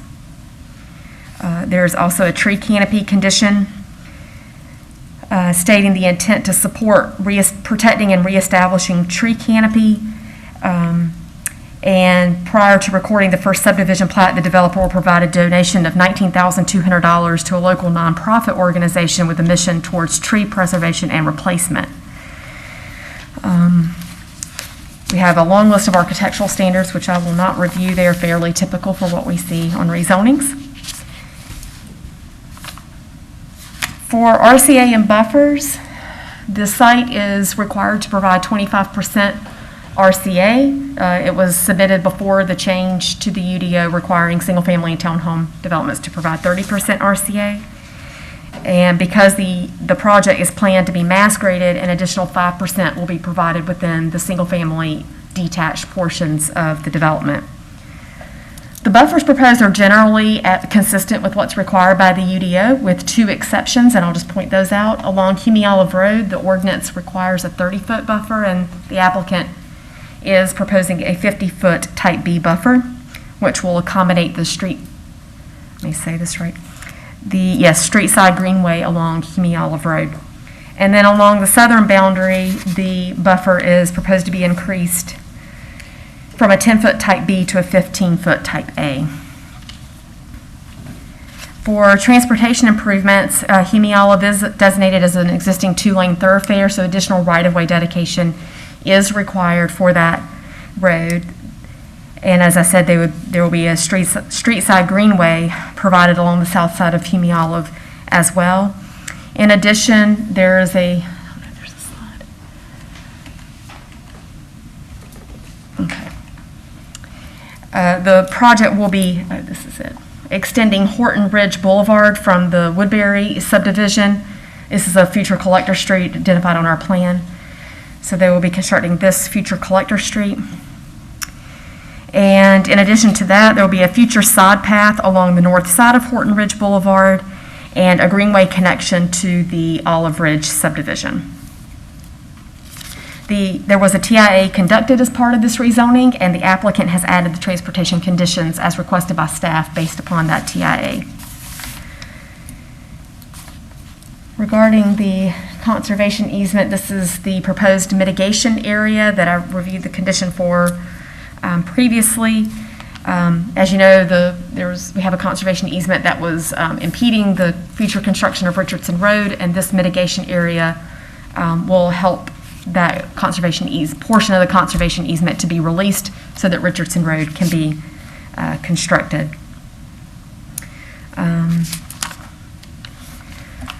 For parks requirements, the Parks, Recreation, and Cultural Resources Advisory Commission reviewed this, and based upon the master plan, this project is required to build a portion of one greenway and one street side greenway and dedicate land for a future park. So based upon the cost of 0.8 of a mile of greenway, there will be land dedication required, 5.2 acres of land dedication in addition to the construction of that greenway. Planning staff recommends approval of this rezoning as proposed. The planning board heard this petition in September and recommended approval with a vote of 6-0. One member abstained due to technical difficulties. The proposed rezoning is reasonable and in the public interest because it will permit a variety of energy-efficient housing types and offer an affordable housing option. The proposed development is consistent with the approved residential developments to the east, south, and west and will provide mitigation land needed to release the future Richardson Road corridor from the conservation easement. The interagency review team expressed appreciation for the proposed mitigation as it provides ecological value. I'll be happy to answer any questions that you may have. Any questions? I'm curious, the easement dedication for Richardson Road, will that count as part of their RCA calculation or not? I don't see why it wouldn't count as their RCA. But by UDO it will be allowed, and I'm not certain if that's anticipated. Your RCA will be over and above? Not an issue. So it would not be included in their RCA calculation. Is it the anticipation the RCA is going to be way above the required because of the stream buffers and everything? Okay, thank you. Anyone else? Thank you.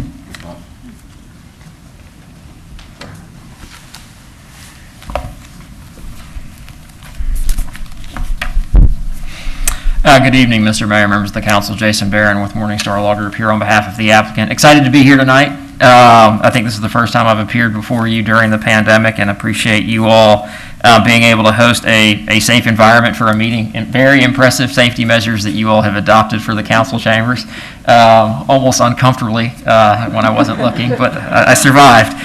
Here with me tonight is Erica Latham with MI Homes, who's the proposed developer of the site. Also, Peter Canassa with Jones & Canalson, engineers who have provided the land planning and engineering for the project that is before you. We're incredibly excited at this opportunity. I've stood in front of this council, I've stood at this lectern on multiple occasions and handled a number of cases in the town of Apex, certainly over the course of the last 8 years. I don't think I've worked on a zoning case that better addressed the town's adopted plans, the town's continuing conversations associated with priorities and policies. I haven't worked on a more complete rezoning case than the one that I'm excited to present to you tonight. And it's a testament to the hard work that MI Homes has put in on this site and the creativity that they've demonstrated associated with the various issues that we've been working through, and there have been a lot of them.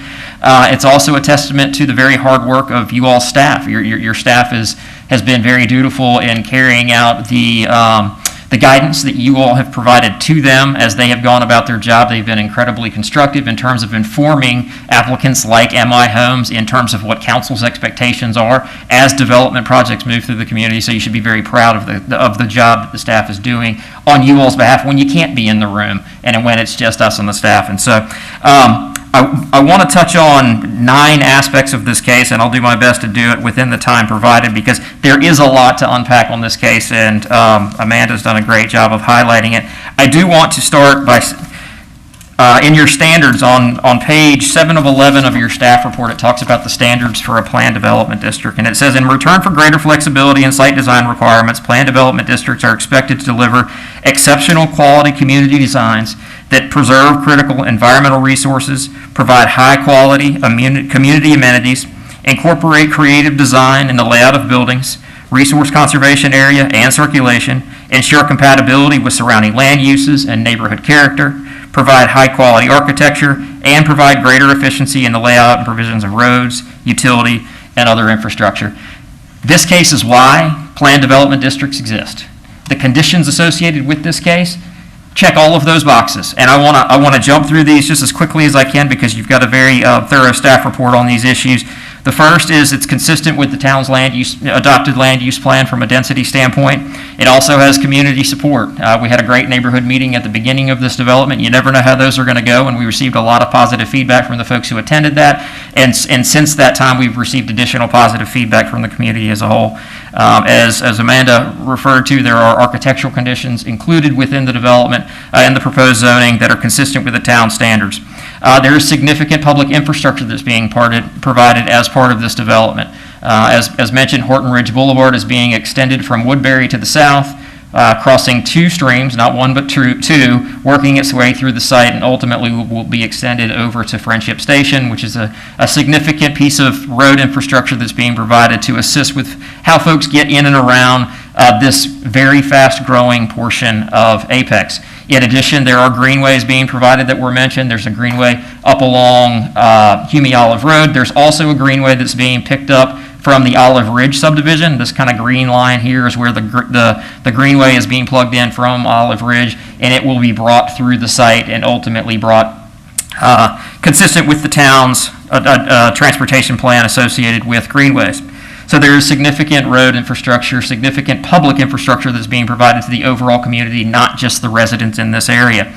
There's parkland dedication. A lot of the PUDs that I've worked on in front of you all, a lot of the PUDs that you see come before you often require the payment of a fee in lieu. This is different. We are contiguous to a town planned public park. The town already owns land in this area. We appreciate Mr. Brown and Ms. Ranke working with us to help educate us on what the expectations were and craft a creative solution that was ultimately adopted by the Parks and Rec Advisory Commission that will result in the dedication of 5.2 acres of land either on this site or a priority site that the town has identified up along Hume Olive Road that are contiguous to the existing town-owned land.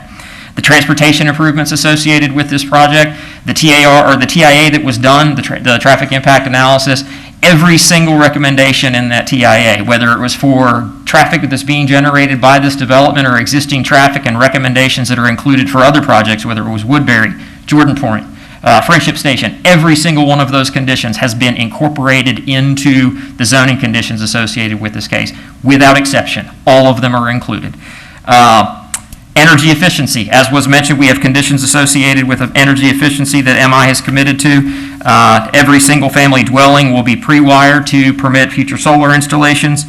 2 model homes for the single-family portion of the development will include active solar at the time of construction at 4 kilowatt capacity. A solar PV system will be installed in the primary amenity, and that will be active solar out of the gate. And additionally, the primary amenity will include a minimum of 2 electric vehicle charging stations. Again, we understand the town's continued conversation associated with energy efficiency, and we believe those conditions are a great way to acknowledge the town's desire to see those delivered. Richardson Road conservation mitigation, I could wax poetic at great detail about the education we received associated with what that organization does, but ultimately we were very, very pleased to be able to work with the town. We actually participated in the town's presentation to IRT as part of that process, and we're thrilled to see that IRT actually approved the Richardson Road extension through the existing conservation mitigation with the dedication of this land. And I want to reinforce that. With the dedication of this land, it will actually facilitate the town to make a payment that the town was already planning on making, and that mitigation will be allowed, and the impact to that existing conservation easement will be permitted by the state. Tree canopy, we have reviewed what was done by the developer in the Depot case. We again, listening to you all, listening to the conversations associated with tree canopy, we met on multiple occasions with their consultants to make sure we understood exactly how the methodology was applied to that case, and we have mirrored that in that condition. So that $19,200 that you see is roughly twice what they were paying in that case, but we have a lot more trees on this site than they had on that site. And so that condition is crafted in direct kind of concert with the manner in which they crafted it. And again, we worked with our consultants. And last but not least, what I'm most excited about, affordable housing. I volunteer for Habitat for Humanity. I've done zoning work on a pro bono basis for Habitat for Humanity. I can't tell you how excited I am to work with a developer like MI Homes, who not only says they want to see affordable housing delivered, but have figured out a way to partner with a group like Habitat for Humanity. We haven't had to figure out how to craft a creative condition around what do the buildings look like, how are we going to enforce it, is it, how is all that going to work? What MI said was, let's find the experts in the room. Who does it best in the area? Nobody does it better than Habitat. Let's bring them alongside us, and let's turn those lots over to them.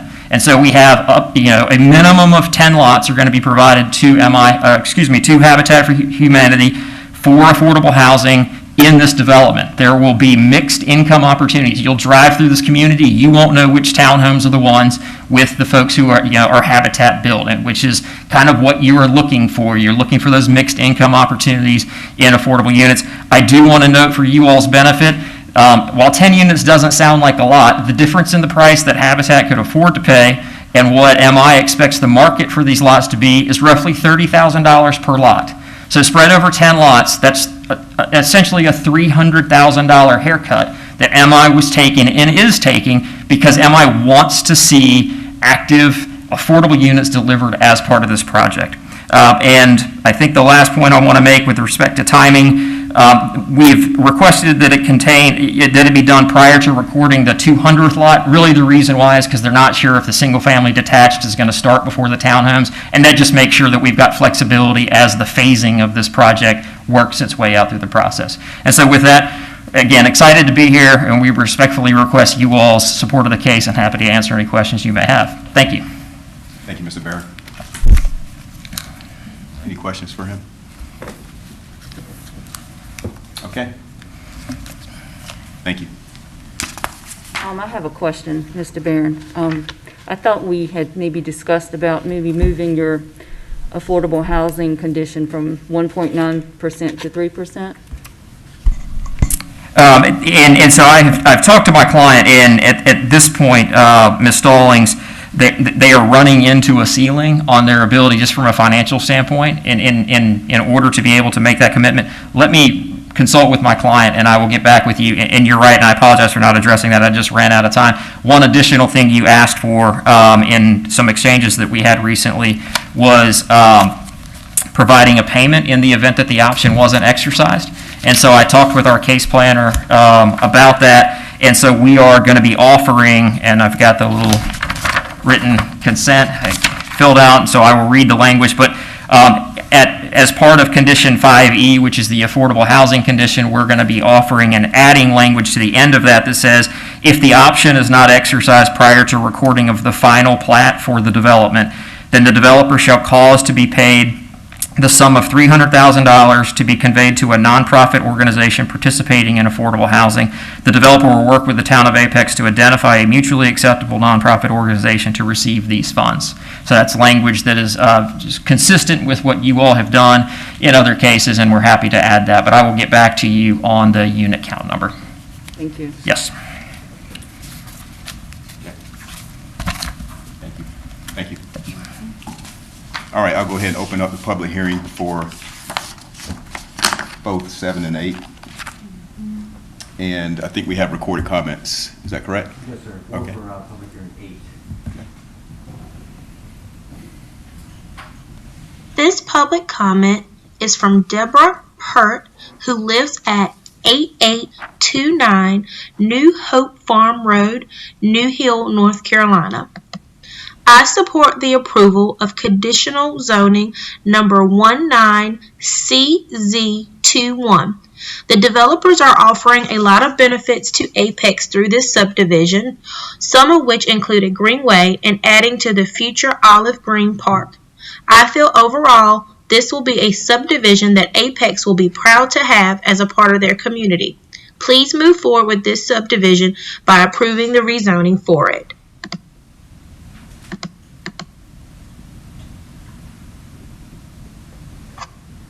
This public comment is from Jim Rose Burrell, who lives at 128 Saddle River Road, Apex. Allowing developers to cut down all of the trees in the area is ruining the atmosphere for which we moved to Apex.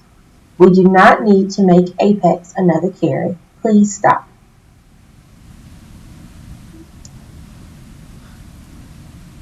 This public comment is from Nancy Davis, who lives at 1205 Laura Duncan Road, Apex. I have been following the way that the town of Apex has been developing neighborhoods out by Apex Friendship High School. I support the neighborhood that will be created from the Heelan assemblage.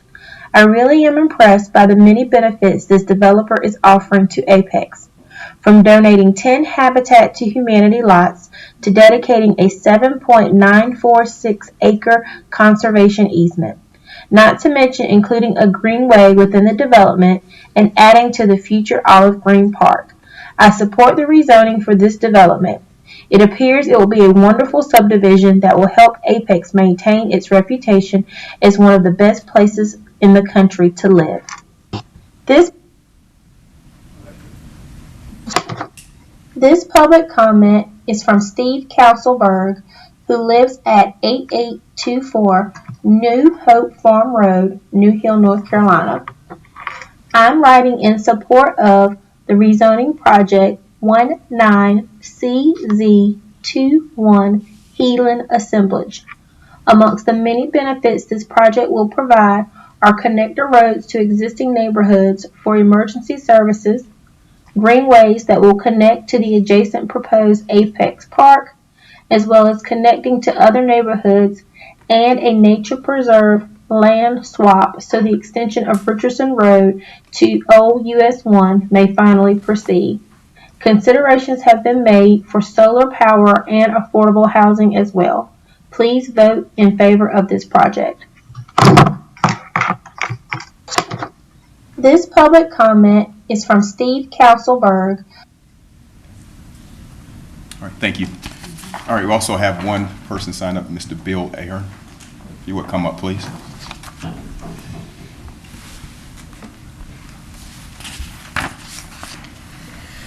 Good evening, Mayor, Council. It's good to see you again. First, Bill Ahern, CEO, Habitat for Humanity of Wake County. First, I'd like to thank Ms. Stallings for coming out this past weekend to see our homes at the Parade of Homes and see the type of quality work that we do. So that was much appreciated. I am here to speak in support of the rezoning application. And the reason for that is because Mr. Barron and MI Homes approached Habitat for Humanity with a very unique opportunity to address affordable housing in your area. And it is such an innovative way of starting to address this. It is our hope that this is going to be replicated in other municipalities around Wake County. So we have other supporters here with us tonight, both residents and some Habitat staff to further support this initiative. So thank you for considering it, and good seeing you again. Thank you. All right. I'll go ahead and close public hearing for comments here and refer now to council for discussion into a possible motion. Well, my concern is you addressing my question that we talked about earlier. Sure. I think, as I understand it from my client, if it would help, we could find another 5 lots to add to the development, so a minimum of 15 townhome lots would be offered. So we could add that as a condition. Thank you. So just so my colleagues know, to be consistent with the depot project, as we talked about, you're working to try to use the same formula for tree replacement. And so I was asking you to consider 3%, which is what the depot project offered for affordable housing. So I appreciate you offering, going from 1.9% to 3% of offering that. Sure, and just, and if I could address that specifically, because we discussed that as a team. And I did some quick math on it, and we're happy to make the offer that we did. I would note that while the depot provided 3% of affordable units, their payment that's being made is like $200 per unit, as opposed to the roughly $700 per unit that is being made here. So it wasn't that we weren't reluctant to do it. We were trying, much like we did with the tree canopy condition, we were trying to do an apples-to-apples comparison, and we arrived at a little bit of a challenge in determining what those apples should look like. So just wanted to clarify in terms of, to the extent we weren't immediately forthcoming with a yes, we'll do it, it was really just trying to get our head around that. I totally understand, and I appreciate you going above and beyond in some ways with that. Yep, and sure. I recognize that. Thank Great. you. So we will accept the 15 Yes. for that condition then. Yes. Thank you. Mr. Barron, yeah, we've been in discussion. I was hoping to come out of this meeting with commitments that we get that Greenway from the Apex Friendship Elementary School to at least into the Friendship Station. And I was asking for off-site stream crossing, hoping that the school would run a budget. Kind of confirm that that's a no from you guys on that? It certainly is a zoning condition. I mean, not dissimilar to what you heard from Ms. Parker related to where they are in their project development. MI is in a similar position with respect to the number of commitments that have been made before that issue was brought up, and not to minimize the point, and we appreciate it, but MI had cleared a lot of hurdles that resulted in financial impact associated with the development that made the request that you would like MI to see as part of, at least with respect to being able to make a zoning commitment as part of it. It's just not something they can do right now. I think they're happy to look at it as they move through the project, but I know that's as reliable as me telling you they're happy to look at it. So they just can't make a commitment as part of the zoning case. I apologize. Okay.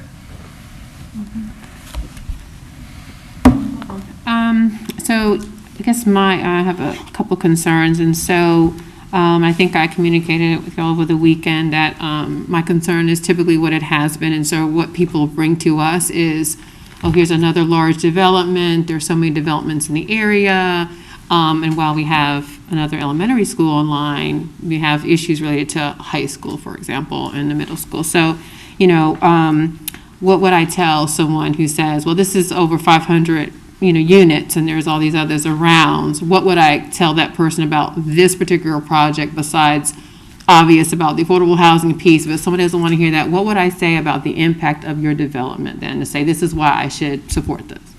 So to address that point with respect to just the raw volume, and that is it's another 520 homes. What are we doing? Well, the easy answer, I believe, is every single transportation recommendation that's been suggested is being incorporated into the case.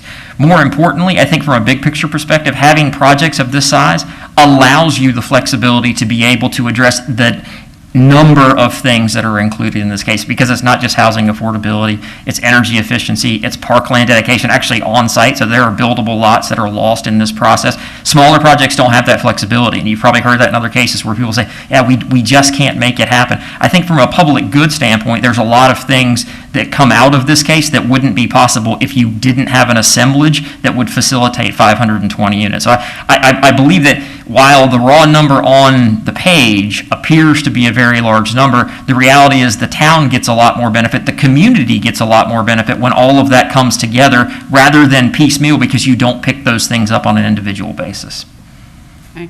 And, you know, for me, you know, with affordable housing, working on anti-poverty like that is one of the things that I've wanted. But I'm also not a one-note person, right? So I want other things as well. And so I am glad that you increased the amount. Thank you so much, Cheryl, for doing that. But I just want to ensure, how do we ensure that at that time, after the 200th lot, that this is going to still be the case where Habitat at the time will be able to do that and will want to still do that? And how are we, I think that's a commitment, but I want to know, I'm not sure that there's enough here that says this will happen. Yeah. And I know what happens if it doesn't, but I really don't want to have this, just to have the money go into the nonprofit. I really want the people living in houses that have lower income. So that's what I really want. And we see eye to eye on that. And Councilwoman Stallings will tell you, when that issue was raised, I shared with her our team's reluctance on providing the opportunity to provide a fee at all, because we don't want a developer just to casually write a check and move on. Because I know Ms. Latham with MI is very passionate about having Habitat in the community. I know Habitat's very passionate about having Habitat in the community. I think the best I can tell you is that the reason why Habitat is here is because MI and Habitat have had enough conversations that there is a comfort level associated with what the cost of those lots is going to be, and Habitat can afford those lots. And so what the condition says is that they will grant an option at the time of recording of the 200th plat. An option gives somebody the legal right to acquire. It's recorded at the Register of Deeds. You can exercise it at any time. Other people can't come along and buy the property. You can't sell the lots to future homeowners. That option is with respect to specific property. And the reason why it's tied to plat recordation is because you have to, with a meets and bounds description, identify the property that's being optioned. And so what I would tell you is that the commitment is binding with respect to granting of the option. That much is clear. That condition makes that a requirement. That option has to be granted. Beyond that, Habitat and MI have advanced to the point, and the reason why Habitat is here tonight is because they have a strong comfort level around what the cost of those lots is going to be, and everybody's on board that Habitat can buy those lots at that price. We just couldn't wire that into the condition just because it's not something that the town would be able to enforce, and that is, what is the for sale price going to be? Thank you. Mr. Mayor. So, Mr. Barron, thank you so much for the work you've done here, and thank you for, in particular, the canopy cover condition that you offered after the planning board meeting. I do want to call, and there's three things about this rezoning that I think are really exceptional. The first being the affordable housing that we've been discussing. It's fantastic that we're going on this route. I think it's very novel. I think it's something that, Apex needs, and we're looking to do around here and in the future. The second is a canopy cover. Third is this easement mitigation that you're providing. I think that saves the town. I don't know the exact number, I don't recall, but it's in excess, high six figures, $1 million that we as a town won't have to outlay to do this mitigation ourselves with acquiring this property. The only other real note I wanted to make is concerning these formulas and how many units and how the true canopy cover is calculated. I would ask our staff I'm sure you've done a great job calculating, and just like, the depot guys did, what it is. I would be more comfortable if our staff stepped in and defined what that calculation was, and in the future, if someone goes to Apex at our request or not, and says, I'd like to offer a condition where we're doing tree canopy replacement, then Apex would come back and say, okay, based on our math, this is what the dollar amount is. I think it's a best practice to sort of standardize that and see what the cost is. Similarly, for affordable housing, I'm getting kind of lost between the different projects, what the value is of the different types of contributions people are making. I think it'd be useful for me to be able to distill that down to just dollars per lot, so I can kind of weigh what is the contribution here roughly in equivalent dollars. I don't know if, earlier I heard you say $700 per lot, which is very helpful. And similarly for the depot project, 200, whatever it is. But again, when we're making these decisions, we're trying to weigh what the benefit is. Having that figure in hand, I think would be helpful just to be in our packet. So I'd again make that request to our staff that as these conditions come forward, just distill it down for someone like me who's not really an expert. Tell me what's the contribution here based on the type. So all that said, I think these exceptional things that you've done, I think are going to get my support for the project today. I hope to, in the future, not make them be exceptional, to actually make these be standard kind of practice in Apex, that these type of conditions are offered in there. But for now, I recognize that you're going above and beyond to offer these conditions out of the goodness of your heart, and I appreciate that. I've been accused of being philanthropic before. This isn't the first time. Very, very nice. It was almost too easy. I was wondering if I should maybe twist some more on some solar or something, but here we are. I do want to call out that you, again, agreed to all the road infrastructure improvements that our transportation staff identified as necessary. I think that's really important for a project like this that has such an impact on the area. It's a focus of our citizens. There's a lot of feedback that we get is, concerns about the impact.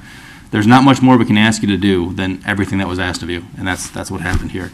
So thank you again, and this project will have my support. Yeah, I mean, for me,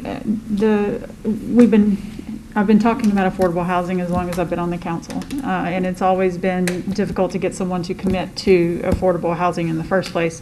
To me, going a step beyond that and saying not just affordable housing, but we're going to pass it off to Habitat, who basically will give it to someone who needs that, who qualifies for affordable housing, is the difference here. It's not just put on the market as a lower priced unit. It is given to Habitat, who decides this person is deserving of it because of whatever reasons, financial need for that. So I greatly appreciate that. All of these conditions, I'm not going to go over them again, but they are something that I, like Terry said, would love to see as standard practice when these type of projects come up. And I appreciate you offering these and going above and going, 5 more units than you originally offered. So I got my support on this. Anybody else? I have a question. Can you explain to me again, you touched on this a little bit earlier about the 200th home, and then that would be the first right of refusal for Habitat. Can you tell me why it's the 200th home again? Why it couldn't be the 100th home? Just because from a phasing standpoint, they're not sure that the townhome lots are going to lead the process. And so, under North Carolina law, in order for an option to be legally enforceable, you have to specifically identify the property with a meets and bounds description. We won't know what the meets and bounds for the townhome lots are until we start to plat the lots within those townhome developments. So if the single family leads and the townhome comes after the fact, then we won't know what meets and bounds we have for them until we get to the townhome. So really, it's just to make sure that we don't foot fault and have to come back to you all and say, well, shoot, we're starting with a single family first, and now can you revise the condition as part of a zoning case? It's really just intended to provide flexibility, but still ensure that Habitat will get that option. Okay. There's one of the neighbors in the neighborhood meeting, maybe it was a couple, but mentioned sort of about construction noise, and so because this will be phased over the next 5 or 6 years, I just want to make sure we pay attention to that this doesn't become a nuisance to them, because over a period of time, the people who already are living in that area, that we're cognizant of the construction noise for folks who are not trying to live there, right? Sure. Or building, that they didn't anticipate that, so. Okay.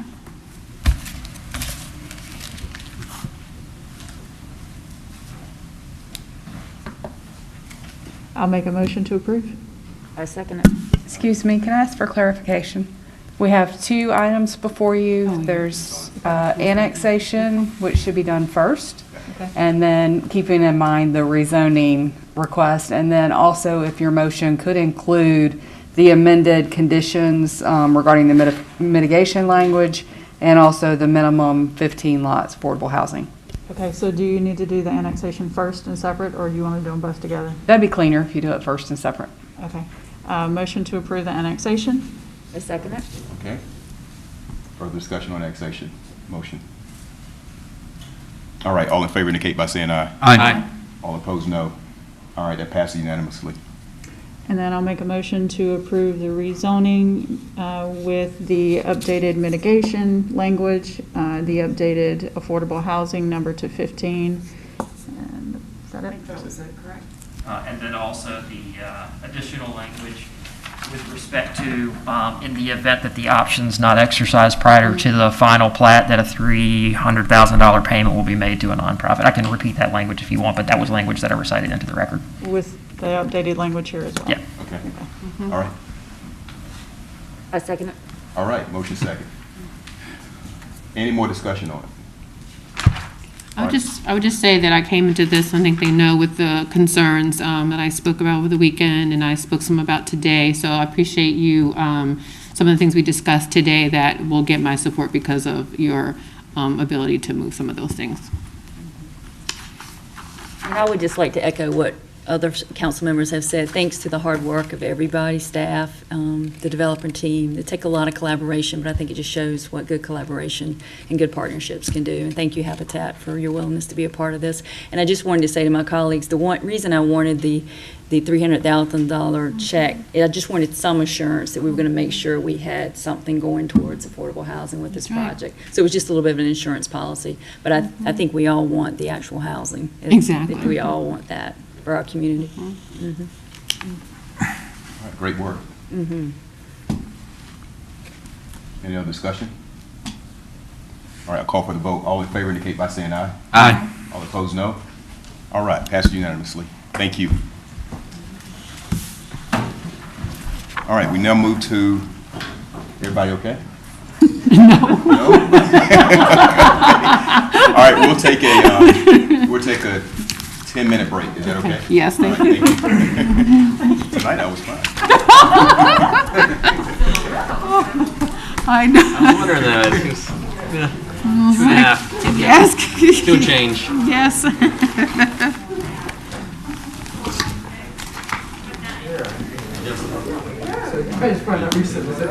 No, I'm going to go get our real snacks. Thank you, though. I'm like a Sour Patch Kids. Anything that says kids, well, no, it's kids. But thank you for that.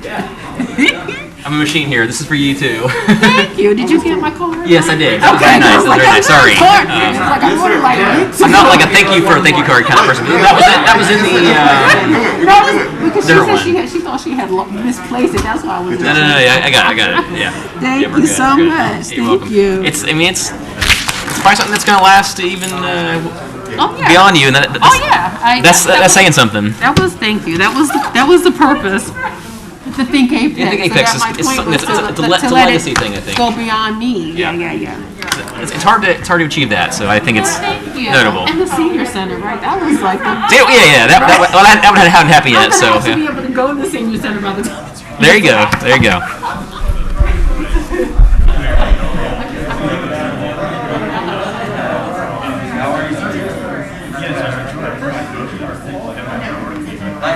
I'm telling you, it looks fun. That's all that matters. It works. It does. I want to take my mom. I want to take. I got to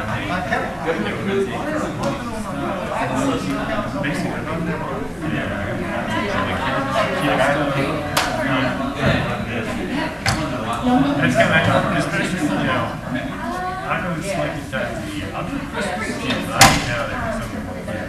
It was 1 year. You didn't get the bump. It's getting involved there in Christmas. I mean, it's like. No, I'm from here. I'm from Shelby. This is the. So I'm like, that's right. Happy wife, so. Is that coming along? We drove. You left the project? That's what I was like. I was like, work calls, I'm gonna run. So I got Charlie with me now, but I had Carol Springs as well.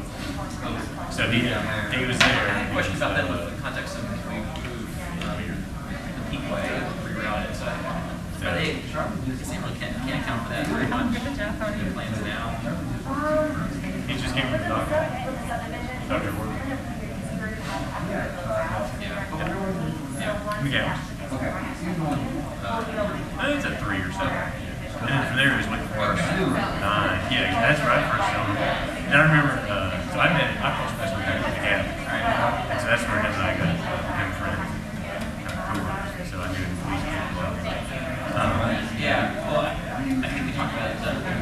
Well, and when he was surrendering, she was still dead. Theoretically, that lot would be bigger. There's a whole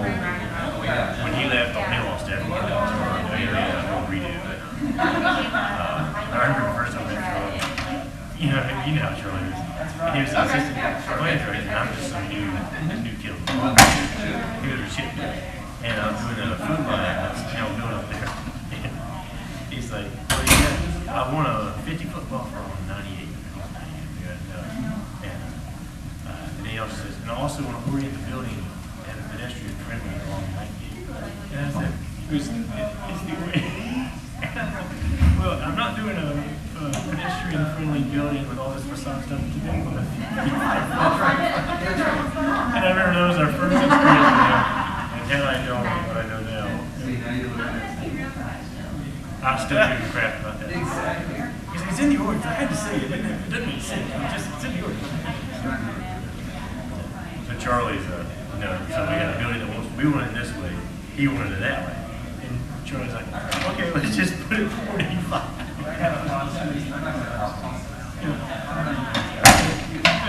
It's just fun. I'm super thrilled to have you tonight. I'm happy that I was able to keep up with what more bad or something. More body. Me, he knows half the project. How are you? I'm good, Lori. How are you? Yes, and so we are, I would say, more involved than maybe some folks, but we don't typically lean on the consultant.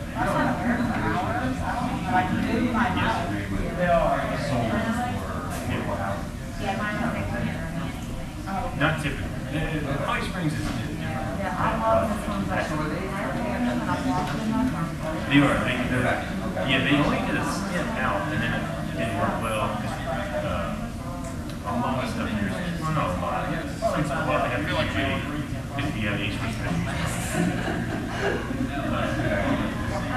It's, it seems like a dated process.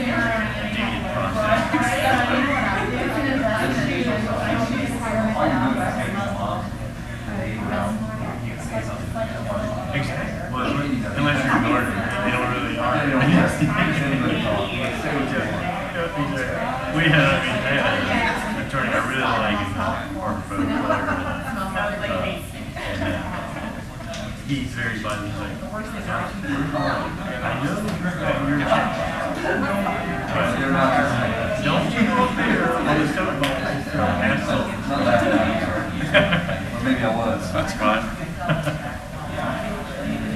And so he's like, yes, right. If I don't, then someone needs to come up and say this, and it could work. And I'm like, I hear you. So the case was created, and they didn't even present.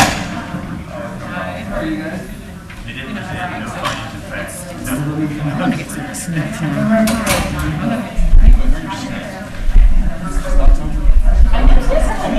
Almost knocked you over. That'd be cool. Yes, he's always looking good. Here we go. Oh,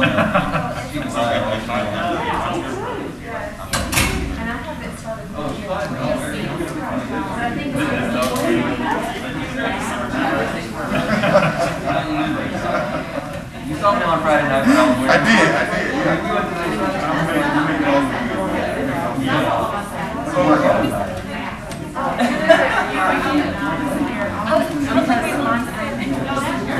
Actually, I'll just move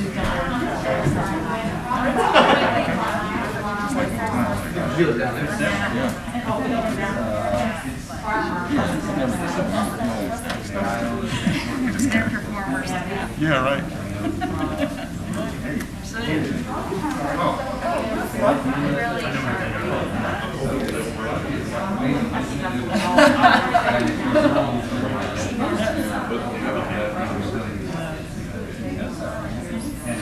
I'm ready to go. I'm ready. At least you get opportunities to dress up. Jesse these days doesn't do much other than like home with the computer and then taking the dog to the dog park. Right.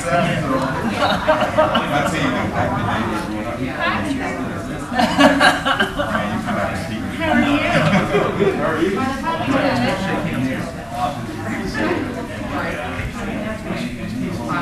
Yeah, not too bad. So he's not today. He has a fire home for dinner. He's trying to stay. That was almost 5 hours. I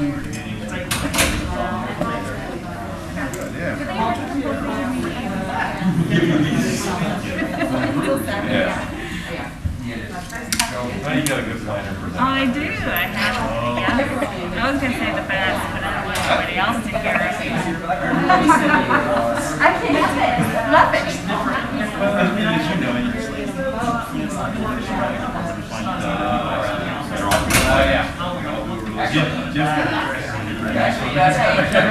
Actually, so you know, I'll put it I'll do this. I saw some trash. That's the week I went back to the trash. Oh my God.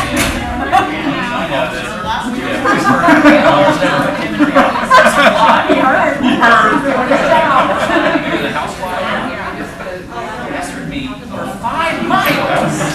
All the way around the trail. All right. I'm actually more scared of Diane than I am of you.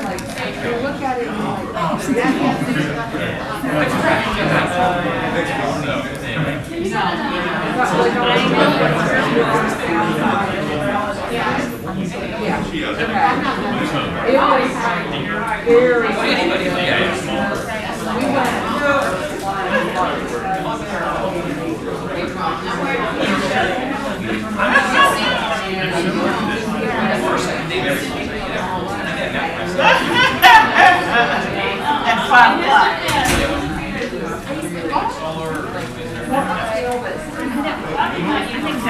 Yes. I don't want to miss that. Yeah. Well, yeah. That was hailed on the side there. Then we're over here. I know that was I used to put it in my hand. Typical with a man with young kids. You just eat stuff out, right? Yeah. Oh, my goodness.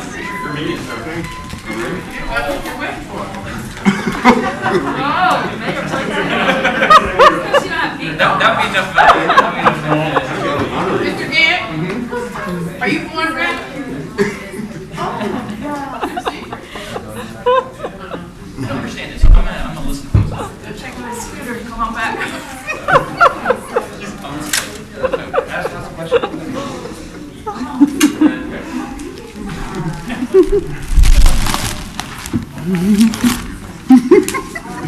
You look sharp with that thing on there. Do what? You can look sharp with that thing. Am I? All right. Great. All right, we're back in session. We'll move now to public hearing number 9. Good evening. This is rezoning case 20CZ04 Cobra Tracks PUD. This project is located in the northwest part of our jurisdiction. The site consists of 2 parcels split by Jinks Road, totaling 24.63 acres. The properties are currently zoned rural residential. The applicant is proposing to rezone to plain unit development conditional zoning. The 2045 land use map designates the northern tract as medium density residential office employment and the southern tract as mixed use high density residential office employment commercial services. The PUD designates the northern tract to be residential and the southern tract to be non-residential. The northern tract has 3 existing barns. A stream with a 50-foot riparian buffer bisects the northern half and 2 existing ponds. The southern tract is vacant and adjacent to NC 540. The applicant conducted a neighborhood meeting on February 13th. A copy is included in the staff report. The applicant proposes to limit the uses. A full list is on page 2 of the staff report. The PUD proposes an overall maximum density of 3 units per acre or 70 dwelling units. The maximum non-residential on the southern tract is 39,000 square feet. A maximum height has been limited to 32 feet for the residential and 48 feet for non-residential on the southern tract. A full list of the dimensional standards are listed in the PUD text and staff report. The buffers on the northern tract are a 10-foot type B on the north and east. Along Green Level, Church, and Jinks Road, a 30-foot type B buffer is proposed.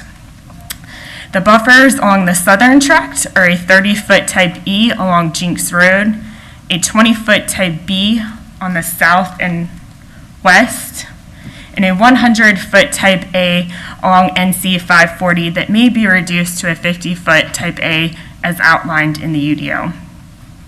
The applicant has added an additional condition since the planning board meeting. An existing deciduous trees greater than 18-inch in diameter as identified in the tree survey that are removed by site development shall be replaced by planting a 1.5 caliper native tree from the Town of Apex Design and Development Manual. The road and pedestrian improvements comply with the town's bicycle pedestrian systems map. A full list of all improvements in the PUD can be found on page 6 of the staff report.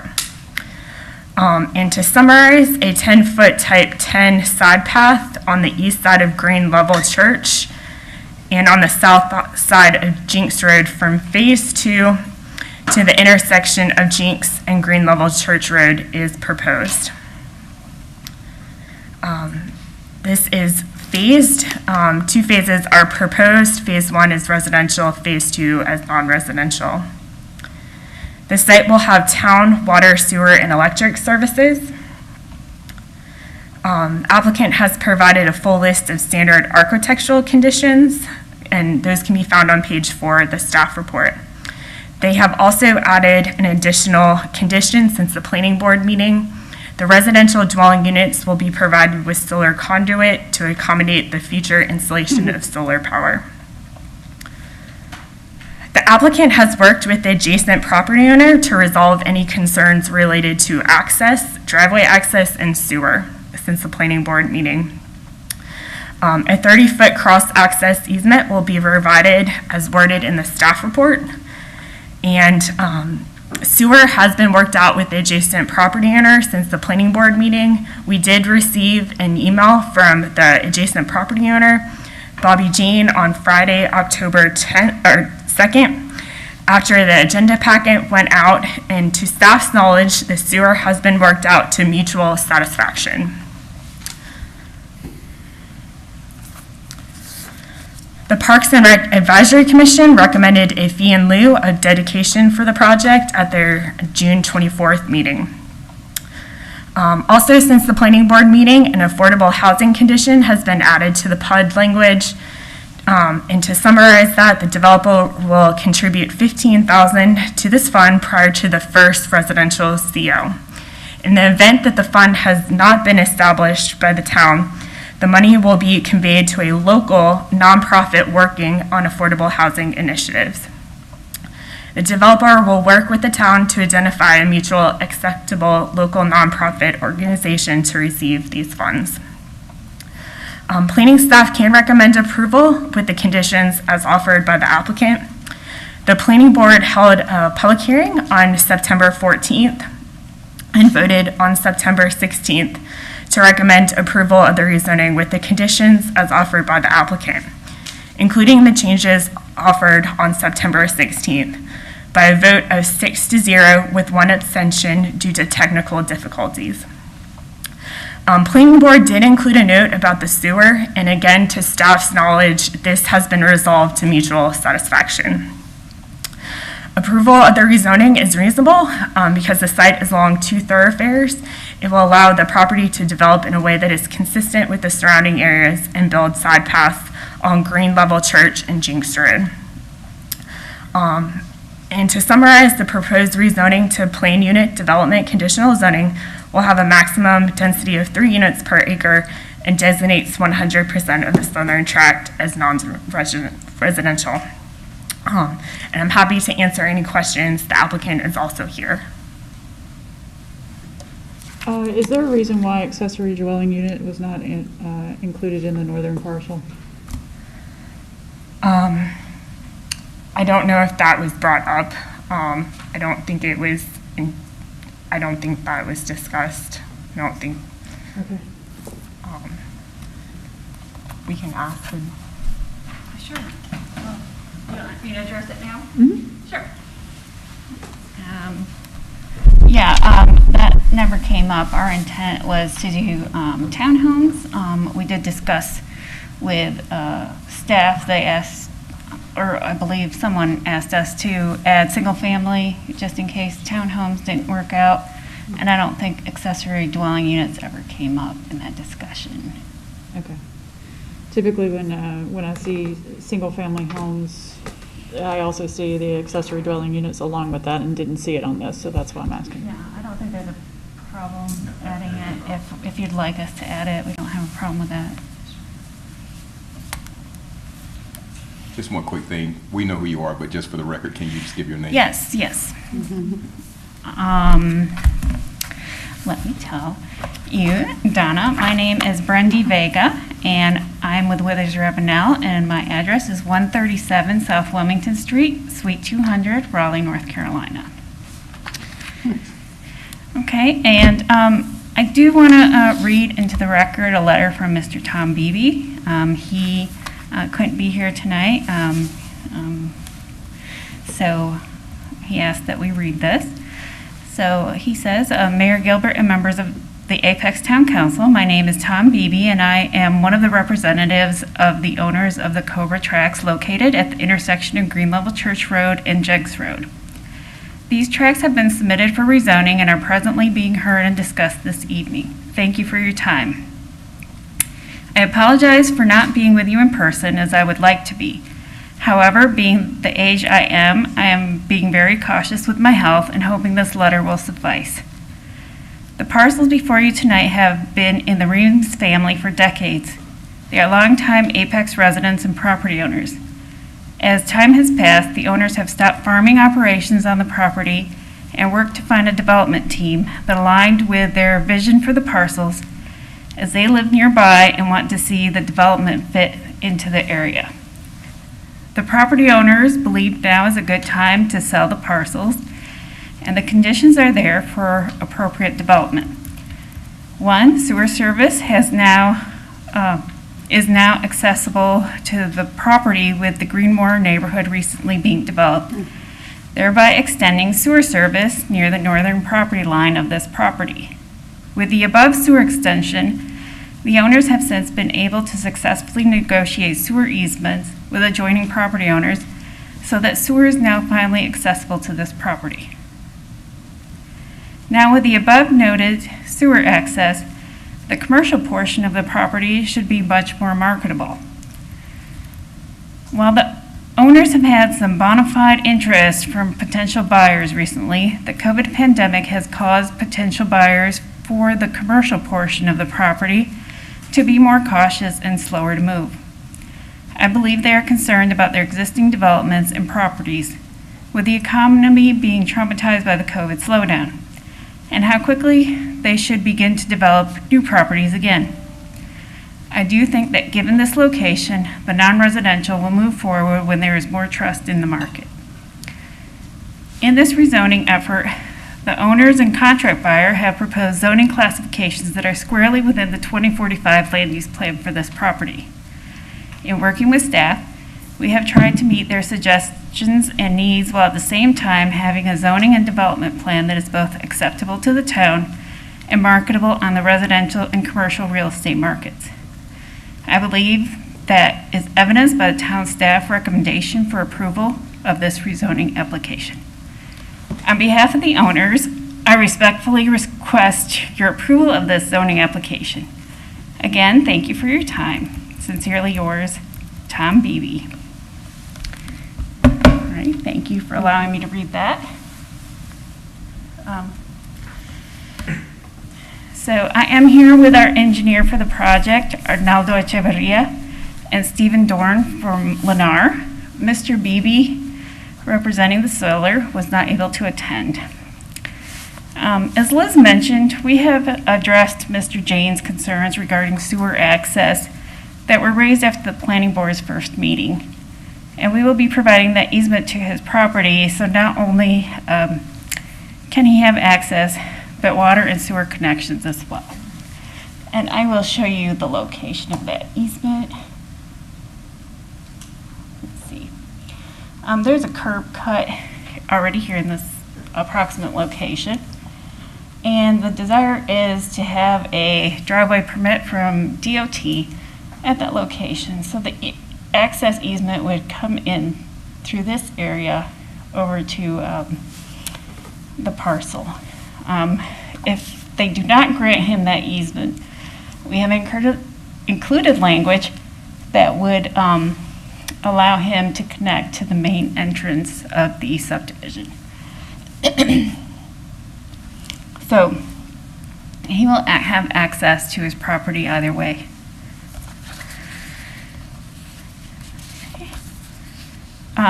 We have provided conditions to address tree preservation, solar energy, affordable housing, road improvements, and others as detailed in the PD plan.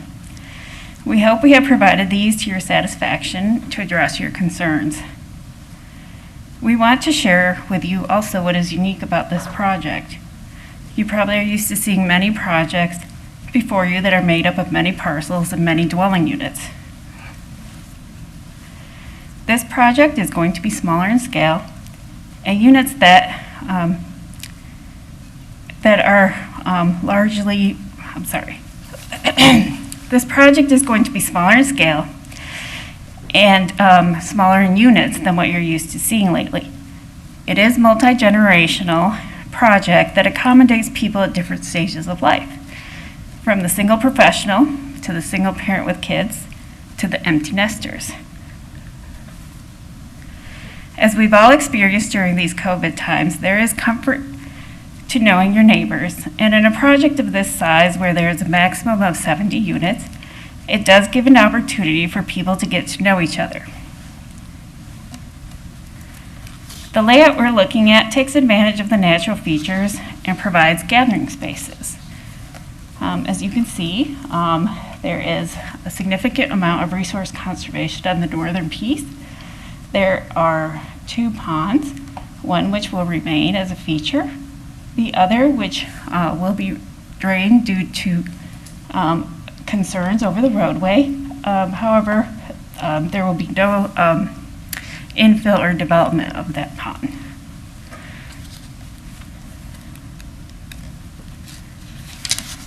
So as Mr. Beebe mentioned to you, the south side of the project was of interest to non-residential users prior to COVID.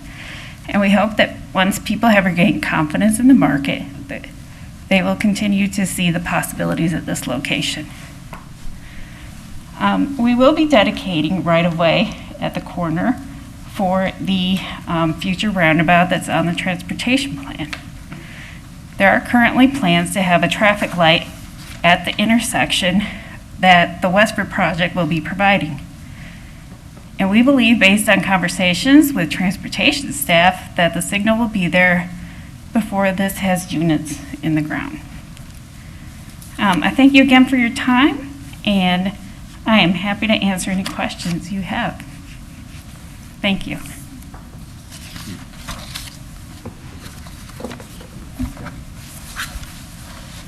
I'm kind of confused by that driveway easement issue. It seems like it's too close. If it's a second one, it'd be too close to the main neighborhood driveway if it's a separate thing. And what's going on with that?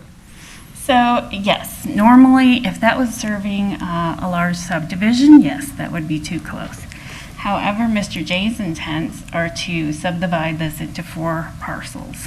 So with the limited amount of traffic, DOT has said that they will provide access there. We don't have it in writing, which is why we can't, fully commit to that. But they since it's not a full-service driveway to many residents, and it will only be accessed by these parcels that will eventually be over here. Okay.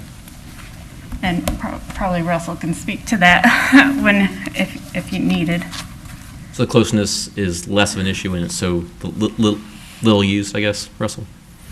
To make that work, I believe he'd have to come in with an exempt plan for that to be allowed as a private driveway, if I'm correct about that with planning. So normally, if it's a typical subdivision, he'd have to have a public street, in which case he would not be able to do that. So that's the difference. Okay. It's an exemption under state law. We can't deny it. That's what he plans to do. Will it require rezoning for his thing? Okay. I mean, are we setting ourselves up for a difficult situation later with his? Okay. No, I think he did all his homework beforehand, and the layout we saw showed 4 exempt lots that would not be, subject to those requirements. Could you go over again what happened with the sewer? What was the eventual solution? I remember the discussion at the planning board. Let Arnaldo talk to that.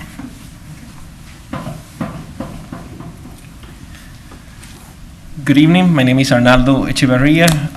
My address is 5237 Copain Cove in Fuquay, Barina. I'm the engineer for the project, like Brandy said earlier, representing Withers Ravenel and working with Leonard on the case. We investigated the sewer options and determined that extending a stop up to the parcel noted on the corner of Jenks Road and 540 was definitely a workable solution that would even be low enough to provide a gravity connection from his farther north of the exempt lots that he's proposing. So we came up with an elevation that he was actually comfortable with as well. So, in addition to the access easement, we're going to be providing a utility easement that will overlap and extend to the right-of-way that we're going to be proposing as part of the subdivision.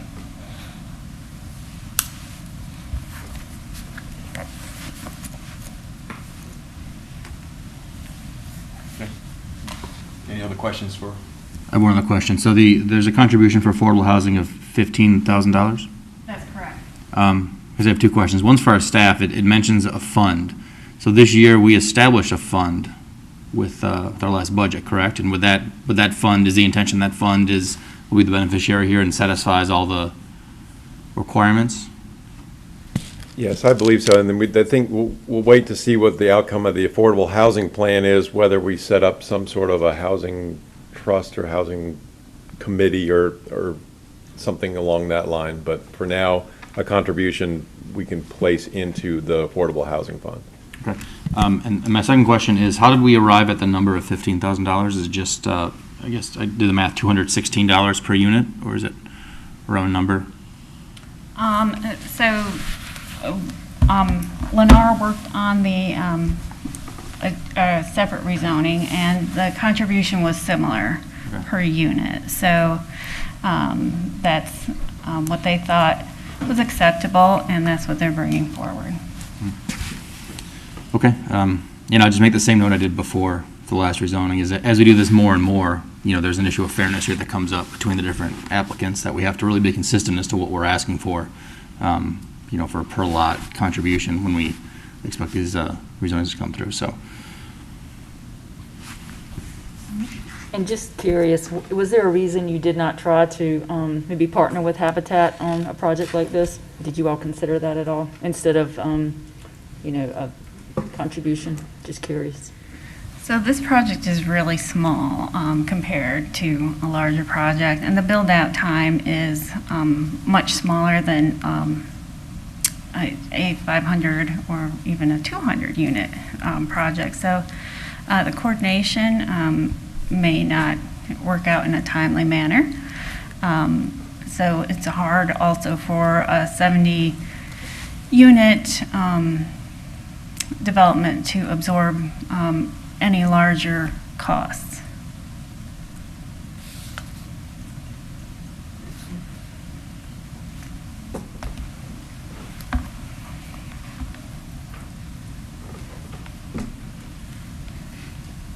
As far as the uses that I asked for, can they be added at this point, or can we only just take away from those uses? What were the uses? Just well, currently it's single-family townhouse and townhouse detached, and I had asked about the accessory dwelling unit. It's still considered part of the single family, so Right. I don't have a I problem. don't see that it's a big change. Okay. Was there an additional one? Any other Just- uses or just the accessory? Just that one was the one I was I don't asking think that's about. an issue. Would you consider adding that one as well? Yes, absolutely. Because I know what the intention is, but if the intention does not happen, then, you know, having the accessory dwelling units for single-family homes is an affordable way to manage. Yes. Any more questions? Okay. Hearing none. Thank you. Thank you. All right, I'll go ahead and open up public hearing for this item. No one has signed up, so I'll close public hearing. I think we have one recorded comment.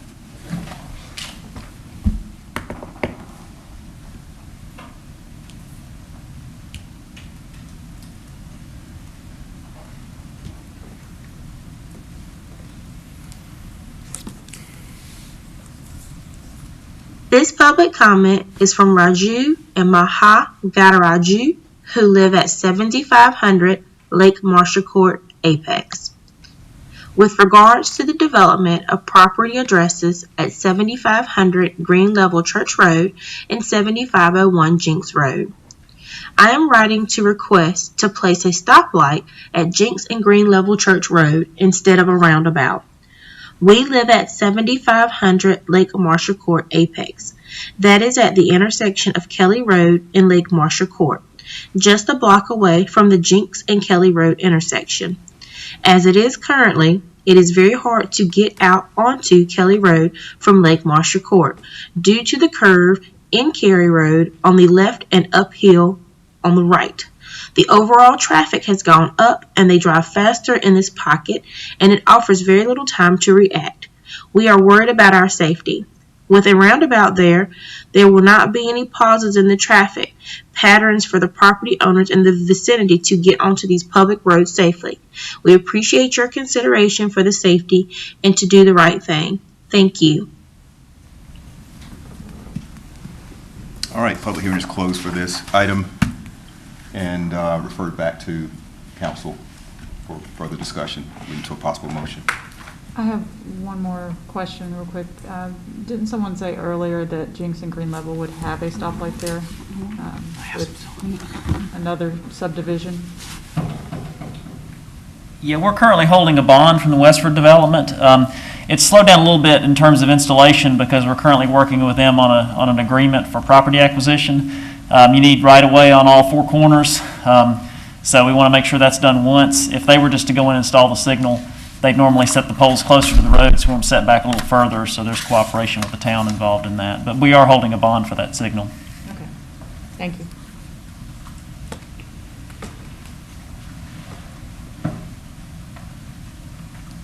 I'll make a motion to approve. All right, motion to approve. With the amended. Yes, with the Condition addition to of include Amended the- condition. accessory units. No, that was submitted earlier. Okay. All right, we have a motion. Is there a second? I'll second. Okay. Further discussion on it?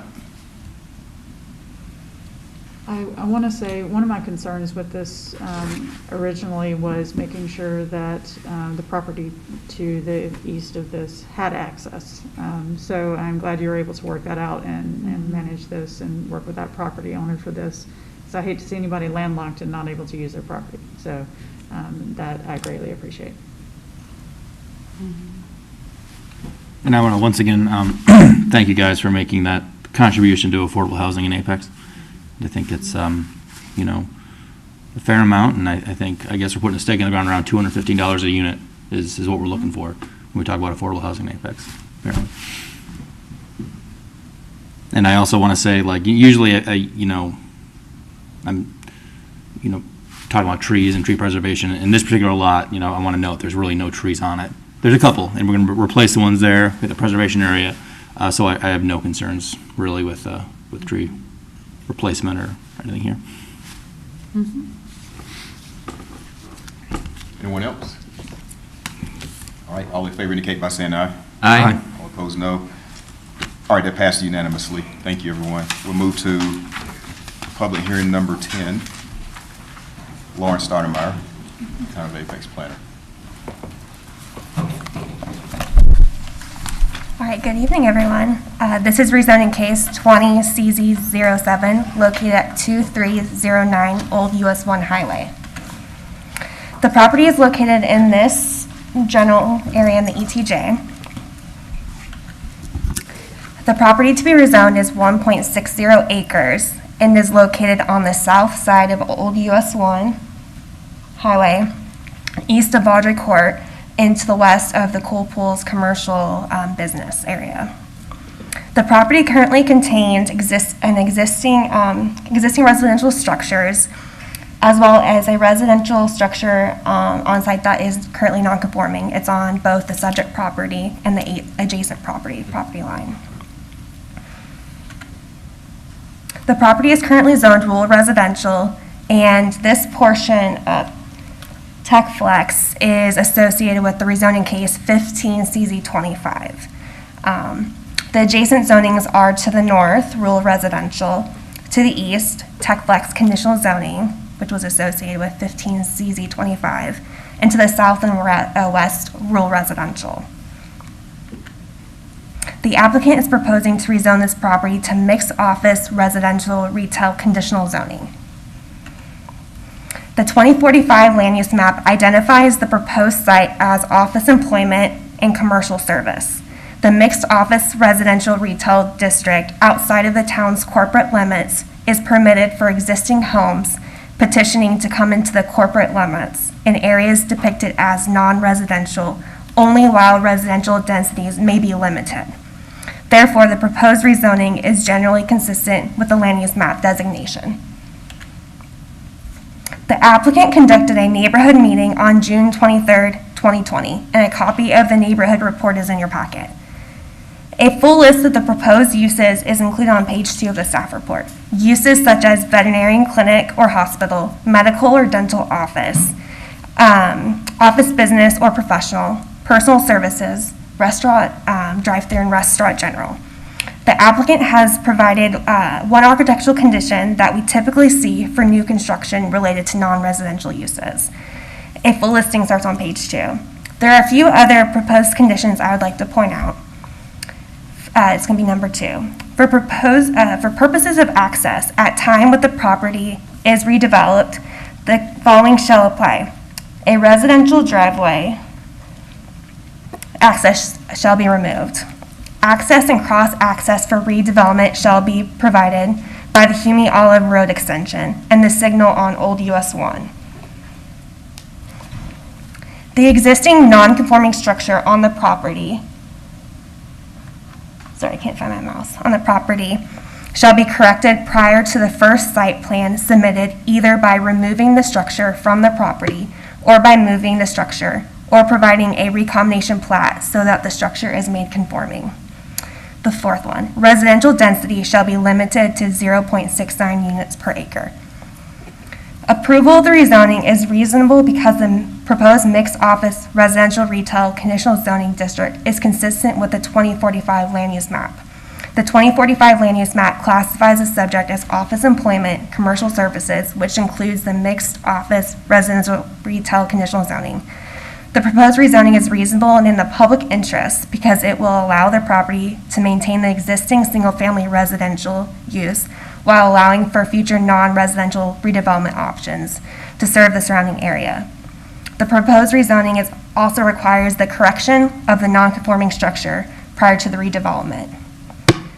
Planning Board heard this at their September 14th and voted on their September 16th to recommend approval of the rezoning with conditions offered by the applicant by a 6-0 vote with one abstention due to technical difficulties. Planning staff can recommend approval as well. I'll be happy to answer questions as well as Jeff Rich in the audience. Thank you. Lauren, can you, this area kind of confuses me a little bit. Like, how is planning, okay, so Humiala is going to connect with a light, or is light there, and it's going to connect, you're going to be able to go straight from Humiala into this area now, is what that said. Then they're going to remove their driveway. So is the expectation that this whole area is going to kind of use that entrance and kind of be kind of a cohesive-ish, in long term at least, cohesive-ish development all the way across the area? I can let Jeff Rich speak more to that, but if all of these end up being developed either individually or come together, that should be a consecutive cross-access. They're required to use that as their driveway. I wish Russell was stayed here, but they're going to have to use that for any kind of non-residential. Anything that requires a site plan or subdivision plan, Russell has more control over. So by rezoning it, it actually gives us more control. Right, okay. And also, I know it's not part of this rezoning, but so like the brewery, is that all going to, it's kind of a mess right there right now. Is it all going to kind of be better? I like the brewery, but it's kind of a mess. So, how you really feel? So I can't speak about it publicly, but there are plans to do a much bigger project in this area. So it'll become clear very soon. Okay. Thank you. Thank you, Diane. Oh yeah, the other thing I had was that road. So this zone does not affect that other driveway. Baudry Court? Yeah. No, these properties still access with it. Okay. But eventually, it might. The long-term plan might be to have that one entrance be service, whatever goes there too. Right. But not part of this rezoning. Again, if it has a site plan, so if it's a mixed use or a non-residential project, then we have more control over what the access points are. So theoretically, Baudry Court could go away completely. It could become a right in, right out. But as long as there's houses there, they're going to have access. They're not going to be required to go through a driveway, which is what essentially this is, going up to Humiala Road. Okay.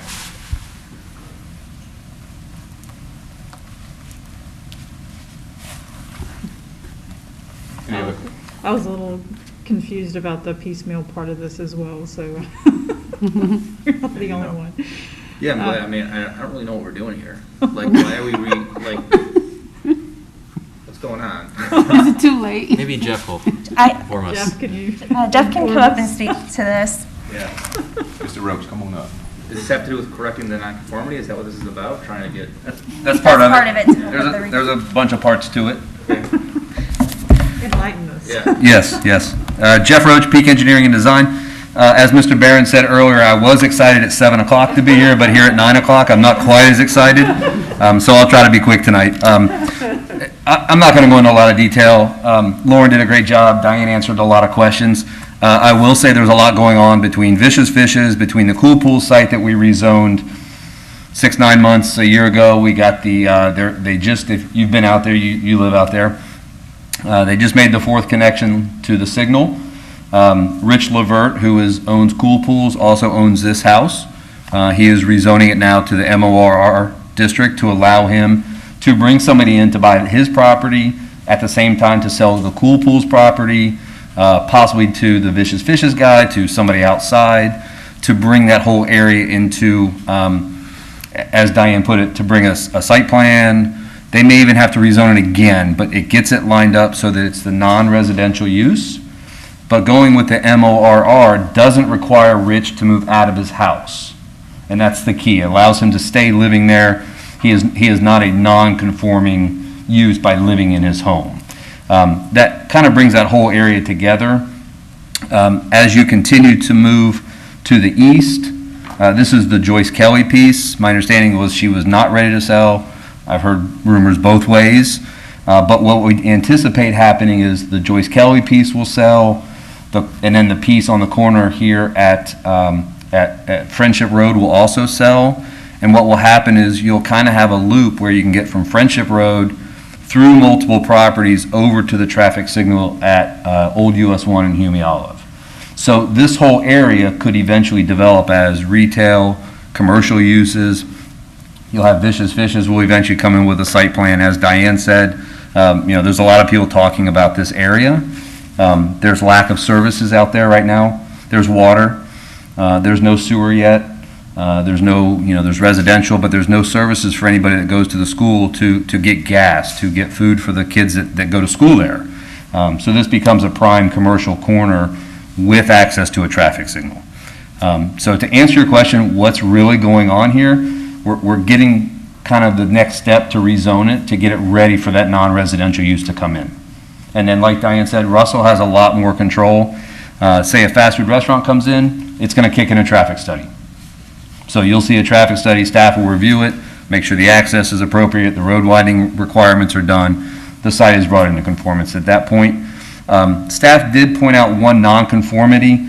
There is an existing house, I say house, it's actually the garage is right here. I don't know if you can see the cursor. It's right across the property line between the Cool Pools Tech Flex zoning and the current RA zoning, which is going to be hopefully tonight changed to MORR. As part of the site plan, that garage will either move or the lot line will be adjusted to bring that into conformity. So there's a lot of little things changing on the site, kind of cleaning up what has been going on out there for 20 years or so. This is kind of the next step in it. So I hope that answers kind of what's going on here. And with that, I'll stop and let you guys ask plenty of questions. Okay, so to summarize, what we're doing is we're changing this to I call it more. Am I the only one that does that? Yes. More? Okay, so we're going to a more designation, which is commercial and residential, so it's non-conforming. You want it to be commercial to match everything else, so we can have one big assemblage of a big commercial property to do something someday. And we also have some conditions to address the non-conformity here. That's correct. And one of the conditions was kind of weird. We've limited the density of the residential to 0.69 units an acre, kind of a weird number. But if you run, it's got one house on it, and it's I forget how many acres it is. It basically turns out to one house on the lot. And we did that so that somebody can't come in, subdivide the property, and build a second home on it. So it's now zoned, it's basically set up for non-residential on the property is what is done.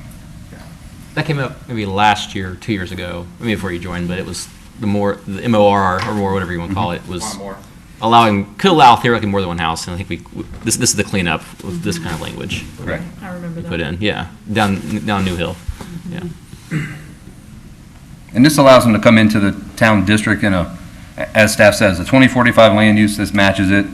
It allows them to come in without requiring them to move out of their house. So it allows them to stay, because it could take a year or 10 years for them to develop as non-residential, but it gets it on the market and it allows them to stay in their house.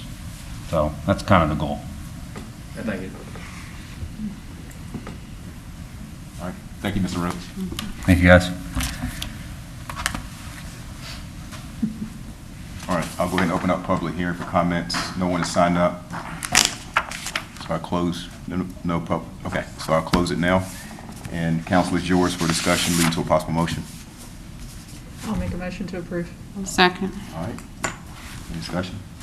I'm excited about this corner, and what's there now is an improvement from what it was, I think, and also the future, I think, looks bright, so I'm excited about this, so plan to support.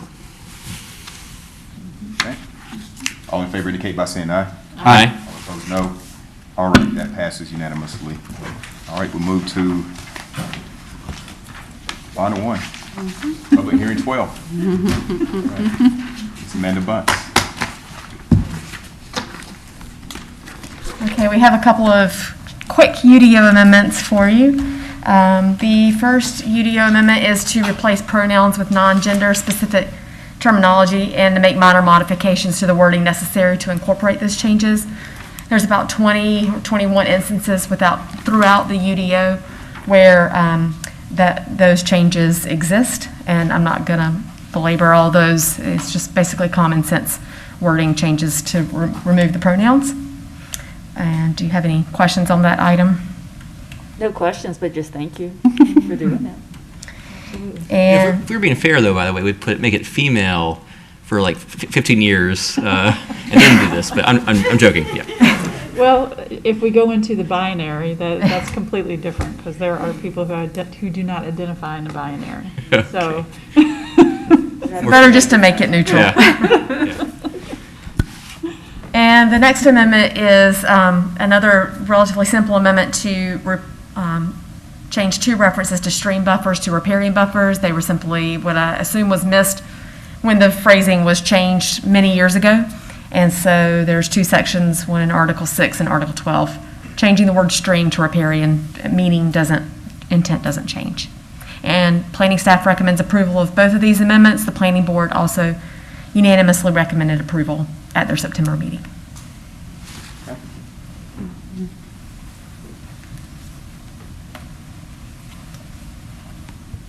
You waiting for a motion? No, I got to open it up. Hearing. Any questions for? All right, so I'll open up public hearing for comments. No one signed up, no recorded comments, so I'll close public hearing and refer it back to council for a motion now. Make a motion All right. to approve this. All right. I second. Okay. No more discussion. I'll go ahead with the vote. Is that okay? All in favor indicate by saying aye. Aye. All opposed, no. All right, that passed unanimously. That is the last item on the agenda. We're good, so I'll go ahead and adjourn the meeting. Meeting's adjourned. I can go into a lot there, and I wasn't going to.